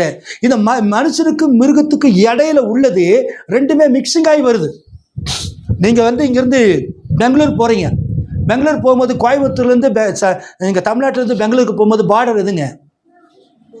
ஒசூர். ஒசூரில் எப்படி என்ன பேசுவாங்க தெரியுமா? தமிழும் பேசுவாங்க, கன்னடமும் பேசுவாங்க. கேரளாவுக்கு போகிறீங்க, பாலக்காட்டுக்கு போகிறீங்க, பாலக்காடு போனால் என்ன பேசுவாங்க? மலையாளம் பேசுவாங்க, தமிழும் பேசுவாங்க. இப்படி போகிறீங்க, கன்னியாகுமரி வழியாக போகிறீங்க கேரளாவுக்கு, கம்கினி பார்டர், தமிழும் பேசுவாங்க, மலையாளம் பேசுவாங்க. கொலாப்ஸ் ஆகுது. அந்த பார்டர் வரும்போது ரெண்டும் கொலாப்ஸ் ஆகும்போது இதனையும் நம்ம தெரியாமல் பெங்களூருக்குள்ளே வந்துட்டோமா ஒசூர்லன்னு நினைப்பீங்க, தெரியாமல் நம்ம கேரளாவுக்குள்ளே வந்துட்டோமோ எங்கே இருப்பீங்க? கன்னியாகுமரின்னு நினைப்பீங்க. ரெண்டும் கொலாப்ஸ். ஒரு டீ போடும்போது டிகாஷன்லேருந்து பாலில் டிகாஷன் ஊற்றும் போது என்ன ஆகுதுங்க? எடுத்தோட டீயாக மாறாது, கொஞ்சம் கொஞ்சமாக மிக்ஸ் ஆகி அப்புறம் டீயாக மாறும். அப்படி தான் இந்த ரெண்டும் கலந்தவன் தான் மனிதனும் அல்ல மிருகம் அல்லங்கிற மாதிரி, மனிதம் பாதி மிருகம் பாதின்னெல்லாம் கேட்குறமே அந்த மாதிரி அவன் ஒரே அப்படி ஒரு மிக்சிங். அப்போ தேவன் ஏவாளை வீழ்த்தணும், மனித சந்ததி பாவத்தில் விழுகணும் அப்படின்னா அதுக்கு ஒரு ஏற்பாடு வேணும். அப்படி ப்ரீவில்ல வந்து அவள் விழுகக்கூடாது, அவள் தேவனுடைய வார்த்தையை தான் விசுவாசிக்கணும், அங்கே பாவம் வரக்கூடாதுங்கிறது அவளுடைய ப்ரீவில் பரிபூர்ண சித்தம். ஆனால் அவளுடைய அனுமதிக்கும் சித்தம் இருந்துச்சு, பெர்மிஷன் வில்லுன்னு சொல்லுவாங்க. இந்த அனுமதிக்கு சித்தத்தில் அனுமதிச்சார். அவர் நினச்சிருந்தாக்க சர்ப்பத்தை வந்து துரத்திருக்கலாம், கவனிச்சுட்டு தேவதூதரில் காவல் போட்டு சர்ப்பத்தை துரத்திருப்பான், பிசாசு உள்ளே விடாதுன்னு சொல்லியிருக்கலாம். ஏன்? அது அவள் தப்பு செய்யணும், அதன் மூலமாக உலகத்தில் பாவம் வரணும், அதன் மூலமாக இயேசு கிறிஸ்துவாக ரட்சகராக பூமிக்கு வரணும், ரத்த சிந்தணும், நம்மளை மீட்கணும், ஆனால் ரட்சகர் ஆகணும், சுகமளிப்பவர் ஆகணும், மன்னிப்பவர் ஆகணுங்கிற அந்த தன்மையை வெளிப்படுத்தணும்னாக்க 2 வே 2 வழிகளை வச்சுருந்தார். ஆனால் அந்த 2 வேலை வந்து நீங்கள் எதை செலக்ட் பண்ணுங்கிறதே நம்ம கையில் கொடுத்துட்டார், ஏவாள் கையில் தான் கொடுத்துட்டார். ஆகவே தான் இன்றைக்கி நமக்கு அந்த 2 வே கொடுத்துருக்கிறார். ஒன்று நீங்கள் சத்தியத்துக்கு வாங்க, இல்லை சத்தியத்துக்கு வராதிங்க. யாரையும் அவர் கட்டாயப்படுத்துறது இல்லை. யாரையும் வந்து நீங்கள் என்னை ஏற்றுக்கொள்ளுங்க, நான் கட்டாயம் நீங்கள் ஏற்றுக்கொண்டது ஆகுனது இயேசு கிறிஸ்து கட்டாயப்படுத்துறதில்லை. ஒன்று ஜீவன், ஒன்று மரணம். ஒன்று ஜீவ விருட்சம், ஒன்று மரண விருட்சம். ஆனால் ஏவாள் என்ன செஞ்சா? மரண விருட்சத்தை தேர்ந்தெடுத்தாள். அதனால் என்னாச்சு? அந்த ஸ்பிரிட் பாடி ஆத்மா போயிடுச்சு. ஆத்மா போயிடுச்சுன்னா அது டிஸ்கனெக்ஷன் ஆயிடுச்சு. அதான் மரணம். மரணம் என்பது ஏதோ சரீரத்திலேருந்து உயிர் போகிறது இல்லை, இது ஒரு கூடு விட்டு கூடு போகிறோம், அவ்வளோதான். ஆனால் தேவனையே பார்க்க முடியாது. உதாரணத்துக்கு இப்போ நான் ராஜா, நான் இருக்கிறேன், நான் கிறிஸ்துவுக்குள்ள உண்மையாக இருந்தேன்னாக்க என்னுடைய ஆவி என்னை விட்டு நான் வெளியே போகும்போது என்னுடைய கண்களுக்கு வந்து அங்கே இருக்க அந்த கண் இருக்குது பார்த்தீங்களா, ஆவிக்குரிய கண்களில் தேவனை தரிசிக்கும். தேவதூதர்களை பார்ப்பேன், பாரடைஸுக்கு போயிடுவேன், 6வது பரிமாணத்துக்கு போவேன், ஆண்டவரே ஸ்தோத்திரம், தேவதூதர்களே என்னை இழுத்துட்டு போவாங்க, மரித்த பரிசுத்தவான்களெல்லாம் நான் பார்ப்பேன், 6th டைமென்ஷன். ஆனால் நான் பாவியாக மரிச்சேன்னு வச்சுக்கங்களேன், நான் அதே மாதிரி சரீரத்தை விட்டு ஆவி போகும். என் ஆவி வெளியே போன உடனே எனக்கு தெரியுதுல என்ன தெரியுதுங்களா? இங்கே இருக்கிற பிசாசு பேசி அங்கே ரேக்கிங் நடக்கும், டே வாடா மாப்பிள்ள வா வா அப்படின்னு ஒரு தூக்கு போட்டு என்ன செய்வான், குடிக்காரன் என்ன போட்டு சண்டைக்கு போடுவான், ரவுடி என்னை கொலை வருவான். அந்த ஆவி உலகம் என் கண்ணுக்கு தெரிஞ்சிடும். இப்படியா நம்ம இந்த சரீரத்துக்குள்ளே இருக்கும்போது எனக்கு தெரியலையே, இதே ரத்தனவரியில் இந்த ரோட்டில் நான் போகும்போது இந்த கடைகளை தானே பார்த்தேன், இப்போ எனக்கு என்ன தெரியுது, அங்கே இருக்கிற அத்தனை பிசாசுகளும், அங்கே இருக்கிற ஆவிகளும், அங்கே இருக்கிற அத்தனை நேற்று செத்துப்போனான ஒரு ரவுடி, நேற்று இவனை கொலை பண்ணி போட்டாங்களே, நேற்று இவனை கற்பழிச்சு கொண்டாங்களே, எப்படா இவங்கெல்லாம் இங்கே இருக்கிறாங்க, அதை பார்த்தோன்னு திகில் ஆயிரும், பயம் ஆயிரும், அவங்க வந்து ஆக்ரோஷமாக இருப்பாங்க. ஸோ அப்போ அந்த கண்ணு வந்து தேவனை தரிசிக்காது. இதுதான் மரணம். தேவனை தரிசிக்காம நீங்க எவ்வளவு காலங்கள் நித்தியமாய் நீங்கள் தேவனையே தரிசிக்க முடியாத ஒரு சிச்சுவேஷன் தான் மரணம் என்பது. ஆனால் நீங்கள் தேவனை மரிச்சதுக்கு பிறகு உங்களுடைய ஆத்மா தேவனை தரிசிக்குமானால் நீங்க வந்து என்ன செய்திருக்கிற, அதுதான் ஜீவாத்மா. புரியுதுங்களா? அப்ப ஜீவாத்மா என்ன செய்யாது? மரிக்காது. மரிக்காதுன்னா தேவனை எப்பொழுதுமே தரிசிக்கும். இப்போ நம்ம மாசத்தில் இருக்கும்போது கூட நம்முடைய கற்பனையில் நம்முடைய சிந்தனையில் தேவனை தரிசிப்போம். ஆனால் சரீரமாக இருந்து என்ன செய்யும்? நம்ம வீட்டை முடிச்சோன்னா கோட்டை கழட்டி போட்டு போகிற மாதிரி இந்த இதை முடிச்சதுக்கு பிறகு நம்ம சரீரத்தை விட்டு ஆவி வெளியே வரும்போது அந்த ஆத்மாவை பார்க்கும். அப்போ தேவன் ஏவாளை பார்த்து, அந்த சர்ப்பம் ஏவாளை பார்த்து, இந்த ஏவாள் இடத்துல இப்படி பிரவேசிக்கின்ற பொழுது குழந்தை பிறக்குங்கிறது சர்ப்பத்துக்கும் தெரியும். அதை ஆனால் என்ன செய்யக்கூடாது? இவன் எனக்கு அக்கா, இவன் எனக்கு தங்கச்சி, இது எனக்கு சித்தி, இது எனக்கு அம்மா, எனக்கு அத்தை, டிஸ்டன்ஸாக இருக்கிறான் ஒருத்தன். ஆனால் குடி வந்ததுக்கு பிறகு, பிசாசு அவனுக்குள்ளே வந்ததுக்கு பிறகு அவன் என்ன செய்யுது? அக்காவை பார்க்கறதில்ல, தங்கச்சியாக பார்க்கறதில்ல, மகளாக பார்க்கறதில்ல. அவன் என்ன செய்கிறான்? தப்பாக நடக்கிறான். என்ன அர்த்தம்? அது அவன் இல்லை, அவனுக்குள்ள பிசாசு. அப்போ அவன் கண்ணுக்கு அவன் பொம்பளையாக தான் தெரியுதா? டே உங்கள் சித்திடா, டே உங்கள் அக்காடா, உங்கள் தங்கச்சிடா. அவனுக்கு அந்த காமங்க தெரிஞ்சு அது கண்ணு தெரியாது. அப்போ என்ன அர்த்தம்? அது பிசாசு. அப்போ சர்ப்பம் இதுவரைக்கும் ஏவாளுக்கு ஒரு அவளை எஜமானியாக நினச்சிட்டு இருந்தது, அவளுடைய மாஸ்டர் இல்லைங்க, அந்த வீட்டு அம்மா. அவளுடைய எண்ணம் மாறிடுச்சு. மாறினதுக்கு என்னாச்சு? அவளை பெண்ணாத்தான் பார்த்தான். ஏன்னா லூசிபருடைய வெறி என்னன்னா, எப்படியாவது தன்னுடைய வர்க்கத்தை, தன்னுடைய சந்ததியை மனித சந்ததியில் மிக்சிங் ஆக்கிடணும் அப்படிங்கிறதான். ஸோ அப்போ அதுக்கு என்ன வேணும்? பைபாஸ் பண்ணுறதுக்கு ஒரு ஆள் வேணும். வாதம் pure man, pure God of man, தேவனுடைய மனுஷன் நெருங்கவே முடியாது. அங்கே போனாக்கா அந்த பவர் என்ன செஞ்சிடும்? சாத்தான் அடிச்சிடும். ஏன்னா பைபிள் சொல்லுது, Adam which was son of God, ஆதாம் தேவனுடைய குமாரன். அப்போ தேவனுடைய குமாரனை நீங்கள் நெருங்கவே முடியாது லூசிபர். அதே சமயத்தில் சர்ப்பத்தை பற்றி பிரச்சனை இல்லை, அது மிருகம். ஆனால் அது எப்படி? ஏறக்குறைய மனிதன் மாதிரி இருக்குது, ஆனால் மனிதன் அல்ல. சர்ப்பம் ஒருபோதும் மனிதன் அல்ல. தீர்க்கதரிசி எந்த செய்தியிலுமே சர்ப்பத்தை மனிதன் என்று சொல்லவில்லை. ஆகவே நம்ம கவனிக்க வேண்டிய விஷயம், தீர்க்கதரிசி சொல்லாத விஷயத்தை நம்ம சொன்னதாக சொல்லக்கூடாது. சர்ப்பம் மனிதன் என்று வேதம் சொல்லல, மனிதனை போல இருந்தது இல்லைங்களா? வாசிங்க செய்தியில் 2வது பக்கம் வாசிங்க. இல்லை, கடைசி பக்கம். யோசேப்பு தன்னுடைய சகோதரர்களை சந்தித்தல் அப்படிங்கிற செய்தியில் ஏவாள் ஏற்கனவே அநீதி உள்ளவளாய் வாழ்ந்து பாவம் செய்திருந்தபடியால் ஏற்கனவே ஒரு கருத்தரித்தல் உண்டாயிருந்தது. அது எங்கிருந்து வந்தது? அது ஆதியாகமத்தில் உள்ளது. இன்றைக்கு மனிதர்கள் மிருகத்துக்கும் மனிதனுக்கும் இடையே உள்ள விடுபட்ட தொடர்பை கண்டறிய முயற்சித்துக் கொண்டிருக்கிறார்கள். இன்றைக்கும் மனிதர்கள் மிருகத்துக்கும் மனிதனுக்கும் இடையே உள்ள விடுபட்ட தொடர்பை கண்டறிய முயற்சித்துக் கொண்டிருக்கிறார்கள். இது வெளிப்பாடு. வேதம் சர்ப்பம் அந்த ஸ்திரீயை வஞ்சித்தது என்று கூறியுள்ளது. இன்றைக்கு மனிதனால் மிருக ஜீவன்களை வளர்க்க முடிகிறது. மனித இனத்திற்கு மிக நெருக்கமான மிருகம் ஒத்த மிருகம் ஒத்த வால் இல்லாத மனித குரங்கு. அவர்கள் அதனை ஒரு குழாயினாக்க இந்த சிகரெட் பீடி குடிக்கிறாங்க அந்த மாதிரி குழாய், ஒரு மிதி வண்டியில் சவாரி செய்ய சொல்லலாம். ஒரு தொப்பியை அணிந்து அதை கொண்டு வணக்கம் தெரிவிக்க செய்யலாம். அது ஒரு குதிரைக்கு கீ மற்றும் ஆ என்பது போன்றது. அது ஒளி. அதற்கு ஆத்துமா கிடையாது, அவனால் சிந்திக்க முடியாது. அது சத்தத்தினால் மாத்திரமே செல்ல முடியும். அதற்கு ஆத்துமா என்று ஒன்று கிடையாது. அதன் பின்னர் அவர்கள் இங்கே இடையில் ஒரு விடுபட்ட இணைப்பை பெற்றுள்ளனர். அதை அவர்களால் ஒருபோது கண்டறிய முடியவில்லை. 6000 ஆண்டு ஒரு வாலில்லா மனித குரங்கிலிருந்து ஒரு முறையாவது முணுமுணுக்கு அவர்களால் முயற்சித்தும் அது செய்ய முடியவில்லை. அவர்கள் ஒருபோதும் செய்ய மாட்டார்கள். ஆனால் நாம் மிருக ஜீவன் என்பது நாம் அறிவோம். நாம் பூமியிலிருந்து வந்த தாவர ஜீவன்கள். நம்ம பூமியிலிருந்து முளைச்ச தாவர ஜீவன். தாவரங்களை எதிலிருந்து வருது? பூமியிலிருந்து வருது. அப்போ நம்ம உடம்பு எங்கிருந்து வந்துச்சுங்க? பூமியிலிருந்து வந்த ஒரு தாவர வர்க்கம் பாட்டனியில் லிங்க் பண்ணுறார். அடுத்தபடியாக சொல்கிறாரு, அது மிருகத்துக்கு ஆத்மா என்ற ஒன்று கிடையாது. அதன் பின்னர் அவர்கள் இங்கே இடையில் ஒரு விடுபட்ட இணைப்பை பெற்றுள்ளார்கள். அதை அவர்களால் ஒருபோதும் புறங்களிலிருந்து ஒரு முறையாவது முணுமுணுக்க அவர்களால் முயற்சித்தும் அதை செய்ய முடியவில்லை.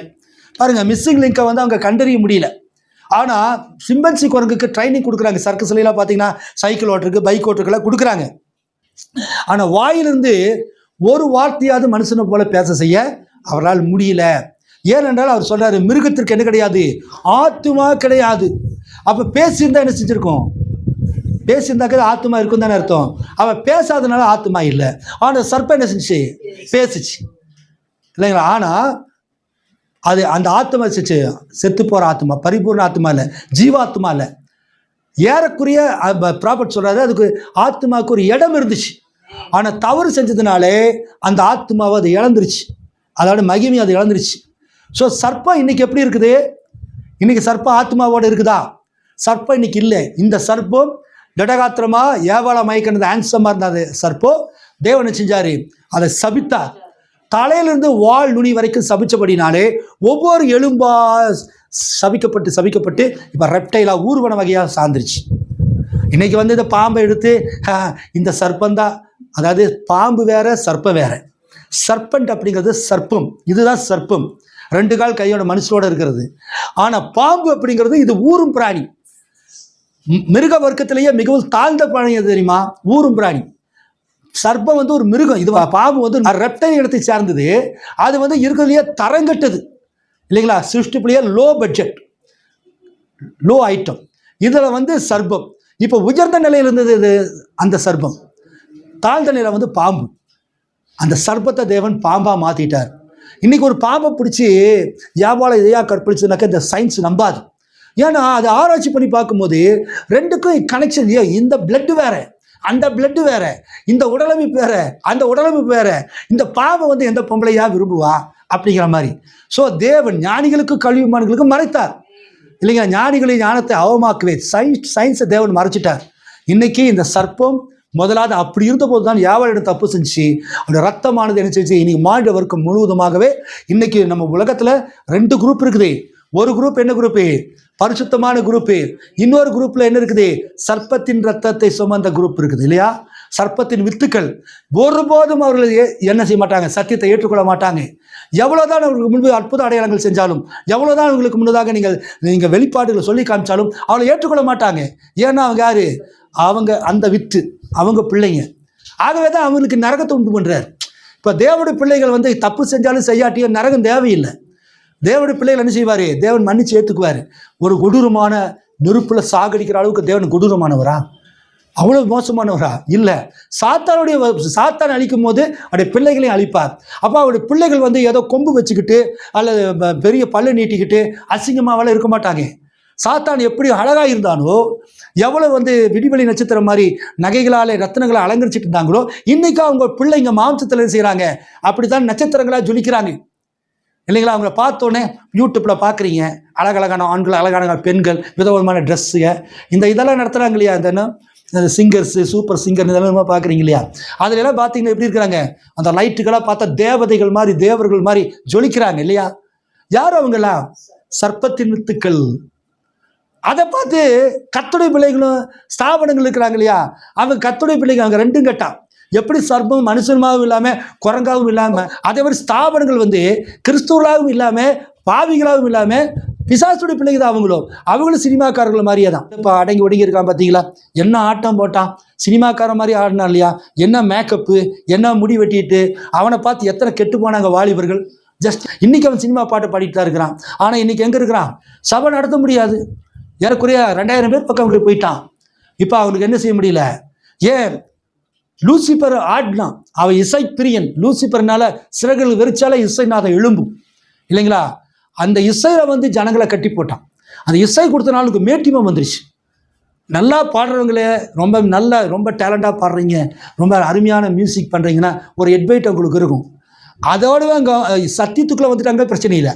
சத்தியத்தை விட்டு அதில் மட்டும் கவனிச்சாங்கன்னா மேட்டிமை வந்து நெஞ்சனு நான் தான் வாங்க. எவனெல்லாம் இசையில் முக்கியத்துவம் காட்டினானா அவனை விழுந்து போயிருக்கிறான். ஏன்னா லூசிபர் ஸ்பிரிட். தேவனை மகிமைப்படுத்துவதற்கு தான் இசை இருக்கே தவிர இசையினாலே நம்மளை மகிமைப்படுத்துறதுக்காக இசை கிடையாது. அப்போ இவனுக்கெல்லாம் என்ன பண்ணானுங்க? பிரின்னாம் காலத்திலேயே வந்துட்டு அவன் பேர் என்னங்க? Elvis Presley. அவன் தான் ராக் அண்ட் ரோலை கொண்டு வந்தான். அவனை பிசாசுன்றாரு. அவன் தான் இப்போ இந்த 6 ஆட்டத்தை எல்லாம் அவன்லாம் குரு. அதுக்கு பிறகு தான் மைக்கேல் ஏஞ்சலோ அவங்கெல்லாம். அப்போ அன்னைக்கு அவன்லாம் பண்ணதை திருக்கதரிசனம் தானே. இவனால பிசாசு கிறிஸ்டின் பாட்டு தான் பாடினான். இவன் முடிவெட்டி திரியிறான் பார்த்தீங்களா. அதெல்லாம் அன்றைக்கி எல்விஸ் பிரிஸ்லி 55 செஞ்சுட்டான். அவனுடைய வாரிசுகள் தான் இது. கடைசியில் இப்போ என்ன போச்சு? பொம்பளை பிஸில் போய் நாட்டம் எடுத்து உண்மையாக போய் 2வது போயிட்டான். ஆடிட்டே இருக்கிறது. பெண்களை வந்து ஆடிட்டு மேடையில் வந்துட்டு ஏதோ ஒரு பொம்பளை பிடிச்சி கட்டி பிடிக்கிறது, முத்தம் கொடுக்கறது. இதை வந்து தப்பு இல்லைங்கிறான். சகோதர ஸ்நேகம் விசுவாசிகள் பார்த்தாங்க இது எங்கேயோ போகுது, அங்கே கொஞ்சம் உப்பு போட்டு திங்கிறவன இருப்பான் இல்லையா, அவனை துரத்திட்டாங்க. இப்போ அவனுக்கு சபை கிடையாது, இன்னொருத்தர் கூட தொடர்பு, மனைவி பிரிஞ்சிருக்கிறான். அது என்ன உண்மையாக போயா ரெண்டாவது விஷயம். ஏன் அந்த ஆட்டம், அவன் தேவனுடைய வார்த்தையோடு மட்டும் இருந்திருந்தானாக்க அந்த தேவனுடைய வார்த்தை மகிமைப்படுத்துகிற பாட்டு வந்து அவனை கர்த்தருடைய பாதி கொண்டு வந்துடும். அப்போ லூசிபர் வந்து எப்படி தன்னுடைய இசையினாலே இழந்து போனானோ அதே போல இன்னைக்கு அநேக ஊழியர்கள் ஆத்துமாவை கெடுத்துக் கொள்கிறார்கள். பாவம் செய்கிற ஆத்துமா சாகும். ஸோ ஏவாள் நிமித்தமாக ரெண்டு சரீரத்தில் இருக்கிறதான தியாஃபனி அது வந்து டிஃப்ரெண்ட் ஆச்சு. நமக்கு இப்போ மாம்ச கண்கள் மட்டும்தான் இருக்குது உலகத்தை பார்க்கறதுக்கு. ஒருவேளை ஆதாம் அந்த பாவம் செய்யலினா, ஏவாள் அந்த பாவம் செய்யலினா, நம்ம தேவபுத்திரர்களாக இந்த பூமியில் இருந்திருப்போம். சாராய கடை இருந்திருக்காது, விக்கிரகங்கள் இருந்திருக்காது, சினிமா தொட்டை இருந்திருக்காது, சிகரெட் பீடி இருந்திருக்காது, கொலை இருக்காது, பொய்ப்புத்தலாத்து இருந்திருக்காது, அரசியல்வாதி இருந்திருக்க மாட்டாங்க, சினிமாக்காரங்க இருந்திருக்க மாட்டாங்க, விபச்சாரம் இருந்திருக்காது. ஒரு பரிசுத்தமுள்ள நகரமாக இந்த பூமி தேவதூதர்கள் ஏறுகிறதையும் இறங்குகிறதையும் பார்த்துட்டு ஒரு பியூட்டிஃபுல் பிளேஸாக இருந்திருக்கும். நினச்சி பாருங்கள், ஆதாம் மேல் 2 பேர் இருக்கும்போது சுற்றிலும் இயற்கை தான் எல்லாம். நீங்கள் அந்த இயற்கையான காரியங்கள் போய் ஊட்டியில சில இடங்கள் போய் பாருங்கள், ரொம்ப நேச்சராக இருக்கும். சுவிட்சர்லாண்டு, மலேசியா, அது இன்னும் சில பல நகரங்களாக இருக்குது. அந்தமான் போய் பாருங்கள், அவ்வளோ இயற்கையானது இருக்கும். அந்த மேகங்கள் அப்படியாக பூமியோடு தொடர்பு கொள்வதை நம்ம பார்க்கும்போது கண்கொள்ளா காட்சி. அந்த காட்சியோடு கூட திடீர்னு அங்கேருந்து தேவதூதர்கள் அப்படியே இறங்கி வராங்கன்னு வச்சுங்களேன். ஓ டியர் பிரதர் சிஸ்டர், அங்கே இறங்கி வராங்கன்னீங்களே, எவ்வளோ அழகாக இருந்திருக்கும். நமக்கு வயிற்று கலக்காது, யூரின் போகாது, பசி இருக்காது, தாகம் இருக்காது. அப்படிப்பட்ட ஒரு உலகத்தை தேவன் உண்டு பண்ணியிருந்தார். ஆனால் சர்ப்பத்தின் பேச்சை கேட்டு இந்த ஏவாள் நினைச்சுதான் தன்னுடைய புத்திர சுகாரத்தை இழந்து போனா. அவ பேச்சை கேட்டு, பொண்டாட்டி பேச்சை கேட்டு ஆதாம் அந்த தப்பு பண்ணதுனால மகிமை, தேவ மகிமை இழந்து போனாங்க. ஸோ சாத்தானுக்கு சர்ப்பத்துக்கு ஏறக்குறைய ஆத்துமா இருந்துச்சு, ஆனால் அது இல்லை, அவ்வளோதான். வரும் ஆனால் வராது, இருந்தது ஆனால் இல்லை, அப்படிங்கிற மாதிரி தான். இப்படிதான் உங்களுக்கு ப்ராப்பர்ட்டி இருந்துச்சுன்னு சொல்கிறாரு, ஆனால் ஏறக்குறைய அவ்வளோதான். இருந்துச்சுன்னு வச்சுக்கலாம், இல்லைன்னு சொல்ல. ஏன்னா ரெண்டும் கேட்டான். நான் உங்களுக்கு உதாரணம் கொடுத்தேன், இந்த பையனை ஆம்பளைன்னு சொல்லலாம், இல்லைன்னு சொல்லலாம். சின்ன பையன், அவனுக்கு போய் அவனை ஆம்பளை ஆட்டு கல்யாணம் பண்ணிக்கலாம் அப்படின்னு. இவன் இல்லை, இப்போ ஆம்பளை தான் என்னை பிறக்கும்போது பார்த்தேன் அப்படின்லாம். இருந்தாலும் என்ன செய்யணும், ஒரு மெச்சூரிட்டி வேணும் இல்லையா? 25 வயசு ஆட்டு அப்போ கல்யாணம் பண்ணிக்கலாம். 5 வயசு பையனுக்கு எப்படி கல்யாணம் பண்ணிக்க முடியும்? ஆம்பளை உருவத்தில் சின்னதாக இருக்கிறான், ஆனால் அவன் பரிபூர்ணமான ஆம்பளை கிடையாது. அதுபோல சர்ப்பமானது பரிபூர்ணமான ஆத்மாவை கொண்டது கிடையாது.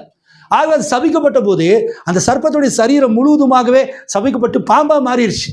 பாம்பு வேற, சர்ப்பம் வேற, சர்பண்ட் வேற, ஸ்னேக் வேற. ஸோ சர்பண்ட் பிகம் ஸ்னேக் இல்லைங்களா? ஸோ ஆகவே இன்னைக்கு போகிற ஸ்னேக்கெல்லாம் இதுதான் நினச்சக்கூடாது. பாம்பு கூட்டங்கள் ஒன்று இருந்துச்சு.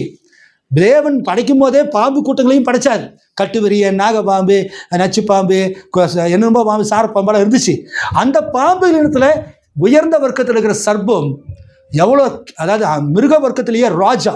இப்போ மிருக வர்க்கத்தில் ராஜா எதுங்க? சிங்கம்.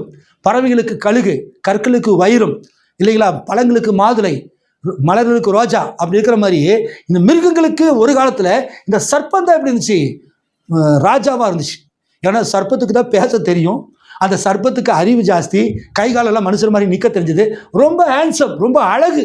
எல்லா மிருகங்களை காட்டிலும் சிங்கம் ஒரு அழகு தான், புலி ஒரு அழகு இல்லைங்களா, பன்னிக்குட்டி கூட ஒரு அழகு தான். ஆனால் இது எல்லா அழகை காட்டிலும் சர்ப்பம் ரொம்ப பியூட்டி. ஆனால் அத்தனையும் தேவன் அதை செஞ்சார், செதைச்சிட்டார், செதைச்சு பாம்பாயிட்டார். ஊறி நீ மண்ணை தின்னையா அழிஞ்சு போகும். ஆனாலும் அது இன்னைக்கு படம் எடுத்து ஆடும்போது எப்படி இருக்குது? அவ்வளோ அழகாக இருக்குது, பயங்கரமாக இருந்தாலும் அந்த பாம்பு இன்றைக்கும் ஒரு அழகு தான் இல்லைங்களா? அப்படின்னா அவன் சபிக்கப்படுறதுக்கு முன்னாடி எப்படி இருப்பான்? ஸோ அந்த விடுபட்ட மிஸ்ஸிங் லிங்க் ஆத்மா இருந்துச்சா இல்லையா? ஏறக்குறைய இருந்துச்சு. தீர்க்கதரிசி சொல்கிறார், ஏறக்குறைய இருந்துச்சு, அதை இல்லைன்னு நம்ம சொல்லக்கூடாது. ஆனால் இப்போ அதுக்கு இல்லை, அவ்வளோதான். அதே மாதிரி இன்றைக்கும் நிறைய பேருக்கு, பொல்லாங்கானவர்களுக்கும் இருக்குது, அதாவது பரிசுத்தவான்களுக்கு இருக்குது, பாவிகளுக்கு இருக்குது. எது இருக்குது? ஆத்மா. ஆனால் பாவிகளுக்கு பாவம் செஞ்சதுனால அந்த ஆத்மா என்ன செஞ்சிடும்? சாகும். பைபிள் சொல்றது இல்லைங்களா? ஆனால் ஆத்துமாக்கள் உறங்குமா? செத்து போனது பிறகு ஆத்துமாக்கள் இல்லாமல் போயிருமான்னு பிரதமர் சொல்றாரு. ஆத்துமாக்கள் உறங்குவது கிடையாது. நீ மரிச்சாலும் உன் ஆத்மா என்ன செய்யும்? ஜீவனோடு இருக்கும். ஒருத்தர் மரிச்சிட்டானா நிறைய ஸ்தாபன சபையில் சொன்னாங்க, மரிச்சிட்டா க்ளோஸ், ஆத்மாவில் ஒன்று கிடையாது, அதோட காத்தோட காத்தா கலந்துரும் அப்படின்றாங்க. ஆனால் பிரதமர் சொல்றாரு அப்படி இல்லை, நீ மரித்தாலும் ஆத்மா என்ன செய்யும்? ஆத்மா என்பது என்ன அவர் சொல்றாரு? ஆத்மா என்பது ஆவிக்கும் ஆத்மாவுக்குள்ள வித்தியாசத்தை தயவு கூர்ந்து விளக்குங்கள். பிரண்ணாம்கிட்ட கேட்குறாங்க, ஸ்பிரிட்டுக்கும் சோல்ஸுக்கும் ஆவிக்கும் ஆத்மாவுக்கு என்ன பிரதர் வித்தியாசம்னு கேட்குறாங்க. COD 15 பாருங்க, அவர் சொல்றாரு, இந்த கண்கள், இந்த கைகள், இந்த சரீரம் இன்றைக்கு உள்ளது போல் இங்கு நின்று கொண்டிருந்த போதிலும் என் சரீரம் இங்கு இருக்கலாம், ஆனால் நான் போய்விட்டிருக்க கூடும். நான் என்னவா இல்லைனோ அது எனக்குள்ளே நான் என்னவா இல்லைனோ அது போய்விட்டிருக்க கூடும். அந்த பாகம்தான் ஆவி ஆத்மா என்பது. அந்த ஆவியின் சுபாவம் பரிசுத்தாவி உங்கள் மேல் வரும்போது அது ஒன்றும் செய்வதில்லை. அது உங்கள் ஆவியை ஒரு வித்தியாசமான ஆத்மாவாக மாற்றி விடுகிறது. அந்த ஆத்மா அந்த ஆவியின் மேலுள்ள வித்தியாசமான சுபாவமாகும். எனவே ஆத்மா என்பது உங்கள் ஆவியின் சுபாவம். ஆத்மா என்று புரியுதா உங்களுக்கு? இப்போ நீங்கள் கொலைகாரனாக இருக்கிறீங்க, யாரை பார்த்தாலும் கொலை பண்ணுறீங்க, வெறி பிடிச்ச ஆள். அந்த சமயம் நீங்கள் செத்து போயிட்டீங்க. செத்து போனாலும் உங்களுடைய ஆத்மா எப்படி இருக்கும் தெரியுமா? கொலை வெறியோடு தான் இருக்கும். ஒரு விபச்சாரக்காரனாக இருக்கிறீங்க, கண்களை நிச்சயம் ரொம்ப ஜாஸ்தி, விபச்சாரம் செத்து போனதுக்கு பிறகு உங்கள் உடம்பு தான் கீழே விழுந்துருச்சு. ஆனால் அந்த ஆவி இருக்குது பார்த்தீங்க, அந்த ஆவிக்கு ஒரு சுபாவம் இருக்குது, அது விபச்சாரம். அது என்ன செய்யும் தெரியுமா? அது அப்படியே வரும். அதே விபச்சாரம் என்ன உள்ள ஒரு ஆணை பார்த்ததுக்கு பிறகு அவனுக்குள்ளே போயிடும். ஏன்னா அவனுக்கு அந்த விபச்சார எண்ணம் உள்ள ஒரு ஆணுடைய சரீரம் தேவை. அப்போ தான் விபச்சார இச்சையை அது தீர்த்துக்க முடியும். அப்போ அவனுக்குள்ளே போன உடனே அது எச்சா என்ன செய்யும்? விபச்சாரம் பண்ண ஆரம்பிச்சிடும். அதன் மூலமாக அந்த இச்சையை தீர்த்துக்குது. ஒரு குடிகாரன் மரிக்கிறான், அவன் செத்து போனதுக்கு பிறகு அந்த ஸ்பிரிட் அது சரீரம் இல்லை, ஆனால் அது ஆவி உலாவும் இல்லைங்களா? ஒருத்தர் ஏதோ ஒரு பை எக்ஸ்ன்னு ஒருத்தன் செத்து போயிட்டான். அந்த எக்ஸ் என்ன செய்வான்? ஆவியை உலாவும் போது அவனுக்கு குடிக்கணுங்கிற எண்ணம் வரும். ஆனால் அவனால் குடிக்க முடியாது, ஏன்னா அவன் ஆவியாக இருக்கிறான். அப்போ என்ன செய்கிறான்? ஒயின் ஷாப் பக்கத்தில் போய் இந்த ஆவி நிற்குது. எவன் அதிக குடின்னு வெறியில் இருக்கிறானோ அவனை போய் அட்டாக் ஆகிடுது. அப்போ அவன் குடிக்கும் போது இந்த ஆவி சாட்டிஸ்ஃபைட் ஆகுது. இதுதான் ஆவி பிடிக்கிறது. யாராக்க நம்ம பிசாசு விட்டும் போது அது கேட்குது இல்லை, எனக்கு சாராயம் கொண்டு வா, எனக்கு கறி கொண்டு வா, எனக்கு சிக்கன் கொண்டு வாங்குது இல்லையா? என்ன அர்த்தம்? அவன் மரிக்கும் போது எந்த சுபாவத்தோடு மரித்தானோ அதே சுபாவத்தோடு தான் ஆவி உலகத்துலையும் இருப்பான். ஆகவே நீங்கள் ஜெபம் பண்ணுகிறவராய் பரிசுத்தமாக நீங்கள் மறிச்சிங்கன்னா நீங்கள் ஆவி உலகத்தில் 6வது பரிமாணத்துக்கு போகும்போது அதே மாதிரி தான் இருப்பீங்க. நீங்கள் தேவனை நேசிச்சிங்கன்னா உங்கள் ஆத்மாவுடைய சுபாவம் தேவனை நேசிப்பதாக இருக்கும். நீங்கள் செல்ஃபோனை நேசிச்சிங்கன்னா அதுவும் அப்படி தான் இருக்கும். நீங்கள் செல்ஃபோனில் பான் மூவிஸ் பார்த்துட்டு, செக்ஸ் படங்களை பார்த்துட்டு அதில் உங்கள் மனசை பறி கொடுத்தீங்கன்னாக்க செத்து போனாலும் நீங்கள் அதே சிந்தனையில் தான் இருப்பீங்க. நீங்கள் பரிமாணத்துக்கு வரவே முடியாது. நீங்கள் எந்த சுபாவத்தோடு இருக்கிறீங்களோ அந்த சுபாவம் நீங்கள் இப்படி ஜீவிக்கிறீங்களோ, நீங்கள் மற்றவர்களுக்கு உதவி செய்ய வேண்டும் என்கிற உங்களுக்கு இருக்குமானால் செத்து போனதுக்கு பிறகு உங்களுக்கு அந்த ஸ்பிரிட் தான் இருக்கும். நீங்கள் ஆவியாக சுத்த மாட்டீங்க. எங்கே போயிடுவீங்க? 6வது பரிமாணத்துக்கு போயிடுவோம். தேவனுடைய ஸ்தலத்தில் போய் நம்ம என்ன செய்வோம்? இளைப்பாறுவோம். புரியுதுங்களா? அப்போ ஆத்மா என்பது என்ன தெரியுமா? அது ஆவியினுடைய சுபாவம், ஆட்டிடியூட்ஸ் ஆஃப் ஸ்பிரிட்டுங்கிறது ஒரு ஆவி. அந்த ஆவிக்கு ஒரு தன்மை இருக்குது. பலாப்பழங்கிறது ஒரு பொருள் இல்லைங்களா? அந்த பொருளுக்கு ஒரு தன்மை இருக்குது. என்ன தன்மை? அது இனிப்பு இல்லைங்களா? சாக்லேட்டுங்கிறது ஒரு பொருள், அந்த சாக்லேட்டுக்கு ஒரு சுபாவம் இருக்குது. என்னதுங்க? ஸ்வீட், இனிப்பு இல்லைங்களா? வாழைப்பழங்கிறது ஒரு பழம், அது ஒரு பொருள், ஆனால் அதுக்கு ஒரு தன்மை இருக்குது. என்ன? ஸ்வீட். இளநீருங்கிறது ஒரு பொருள் இல்லைங்களா? அதுக்கு ஒரு தன்மை இருக்குது, குளிர்ச்சி. அதுபோல் நம்முடைய ஆவிக்கு ஒரு ஆத்மா இருக்குது. ஆத்மா என்பது ஸ்பாவம், ஆட்டிடியூட்ஸ். நல்லா தெரிஞ்சுக்கணுங்க. அந்த ஸ்பாவம் கிறிஸ்துவை பற்றியதா, கிறிஸ்துவை பற்றியது அல்லாததா? ரெண்டு தாங்க. ஒரே ஸ்கேல். இங்கே கிறிஸ்துவுக்குள்ள இருந்தால் வேதம் என்ன சொல்லுதோ, செய்தி என்ன சொல்லுதோ அதுபடி ஜெயிச்சா அது கிறிஸ்துவுக்குரியது. இந்த செய்திக்கு அப்பாற்பட்டது எல்லாமே, அது உலக பொருளாக இருந்தாலும், விபச்சாரமாக இருந்தாலும், கீழ்ப்படுதல் இல்லாமல் இருந்தாலும், பொய்யா இருந்தாலும், திருட்டாக இருந்தாலும், அல்லது உலகத்தில் என்னென்ன இன்பங்கள் இருக்கிறதோ அதையெல்லாம் ஏதோ கொஞ்சம் வச்சுருந்தா நிறையா வச்சுருந்தாலும் இந்த கோர்ட்டுக்கு அந்த பக்கம் எல்லாமே அவ்வளோதாங்க. நான் அப்படியெல்லாம் தப்பு பண்ணல, நான் கொஞ்சம் தான் பண்ணினேன், நான் கொஞ்சம் வீடு மேலே ஆசைப்பட்டுட்டேன், நான் வட்டி மேலே ஆசைப்பட்டேன், கொஞ்சம் பணத்து மேலே ஆசைப்பட்டேன், இதோ ஒரு பெரிய தப்பா? அப்படியெல்லாம் இல்லை. தேவன் ஒரு கோட்டை கிழிச்சிட்டார். அந்த கோட்டுக்கு அந்த பக்கம் இருக்கிறது அத்தனையுமே வேதத்தில் சொல்லப்பட்ட உலகம் எதெல்லாம் சொல்லுதோ அது எல்லாமே நீங்கள் அந்த பக்கம் தான் இருப்பீங்க. ஒன்றா நீங்கள் 5வது பரிமாணத்துக்கு உங்கள் ஆத்மா போகுது, இல்லைன்னா 6வது பரிமாணத்துக்கு போகுது. ஸோ சர்ப்பம் எப்படி பெற்றுக்கொண்டதோ அதோடைய ஆத்மா தப்பு செய்யும் போது அது சபிக்கப்பட்டு ரெப்டைலாக மாறின மாதிரி நம்முடைய ஆத்மா பாவம் செய்யும் போது தேவனை ஒருபோதும் ஜட்ஜ்மெண்ட்டில் கூட சந்திக்க முடியாதுங்க. எவ்வளோ கொடூரம்! அதுக்கு பிறகு அந்த ஆத்மா சும்மா வர்றதில்லை, அவர் கொண்டு போய் அக்கனியை கந்தகம் எறிகிறார், அக்கனியை தள்ளிடுறார். சாதாரண வேதனை கிடையாது. நெருப்பில் தண்ணதுக்கு பட்டதுக்கு பிறகு உங்களால் நீங்கள் சரித்தொட்டு ஆவி போகும்போதே உங்களுக்கு தாங்க முடியாது. ஏன்னா உங்கள் திருமண பக்கமெல்லாம் இருட்டாக இருக்கும். பேய் பிசாசு அசுத்தாவி ஒரு பயங்கரமான இடத்துல ஓலங்கள், பயங்கர சத்தம், நாய்ஸ், எதெல்லாம் பூமியில் உங்களுக்கு இப்போ எரிச்சலை பிடிக்காம இருந்துச்சோ அத்தனையும் உங்களுக்கு வரும். பயந்து நடுங்க அந்த ஆத்துமா. அதுக்கு பிறகு ஜட்ஜ்மெண்ட் டே எத்தனை நாள் கழிச்சு வருது நமக்கு தெரியாது. அந்த ஜட்ஜ்மெண்ட் டேக்கு பிறகு கந்தகமும் அக்னி எறிகிற அந்த அக்னி கடலில் இந்த ஸ்பிரிட்டையெல்லாம் லூசிபரோட தள்ளிடுவார். உலக ஆரம்பத்திலிருந்து ஆதி ஆமத்துக்கு முன்னாடி லூசிபர் காலத்திலிருந்து நம்ம காலம் வரைக்கும் எத்தனை பேர், எத்தனை தூதர்கள், எத்தனை ஆத்துமாக்கள் இதெல்லாம் வந்துச்சிடும் நெருப்பில் வந்து விழுவும் அக்னி கடலில். ஒருத்தர் பார்க்க முடியாது. ஏன் பார்க்க முடியாது? நம்ம வேதனை கண்ணி தாங்கவே முடியாதுங்க. அந்த மாதிரி இடத்துக்கு நம்ம ஆத்மா போகக்கூடாது. நம்ம ஆத்மா கலங்குவதே, ஆத்மாவில் தான் நம்ம கலங்குறோம், ஆத்மாவில் தான் சந்தோஷப்படுகிறோம். என் ஆத்மா பூரிக்குது, என் ஆத்மா மகிழ்ச்சியாக இருக்குதுன்னு ஆத்மா தானே. அப்போ அந்த ஆத்மாலே தேவன் ஒரே ஒரு சிங்காசனம் வச்சிருக்கிறார். அந்த ஒரே ஒரு சிங்காசனத்தில் நீங்கள் தேவனை வைக்க போகிறீங்களா, உலகத்தை வைக்க போகிறீங்களா, அதுதான் மேட்டர். அவ்வளோதான், சிம்பிள். தேவனை வச்சாச்சுன்னா தேவன் கிரியை செய்வார். சாத்தானை வச்சுட்டிங்கன்னா சாத்தான் கிரியை செய்ய போகிறான். அதனுடைய ஒரு சரீரமெல்லாம் இருக்கும். அல்லேலூயா. சர்ப்பத்துக்கு ஆத்மா இருந்துச்சுங்களா இல்லைங்களா? ஏறக்குறைய இருந்தது இல்லைங்களா? அல்லேலூயா. சர்ப்ப மனுஷனா இல்லையா? அவன் மனிதன் கிடையாது, மிருகம் இல்லைங்களா? மனிதனுக்கும் மிருகத்துக்கு இடைப்பட்ட மிருகத்துடைய ராஜா, மிருகத்துக்கு தலைவனாக இருந்த மிருகம். ஆகவே அவன் ஒருபோதும் அவன் மனிதன் அல்ல. ஆகவே இந்த காரியத்தை நீங்கள் எந்த இடத்துல போனாலும் வலியுறுத்தி பேசுங்க. கோர்ஸ் நிறையா இருக்குது, பேசுனாக்கா மணிக்கணக்கு ஆயிரும். ஆக நான் ஏற்கனவே சொன்னேன் என் உடல்நிலை. ஆகவே கர்த்தர் இந்த அருமையான வேலையில் நம்மை ஆஸ்வதிப்பார். நாம் எழுந்து நிற்போம் பிரியமானவர்களே. அல்லேலூயா.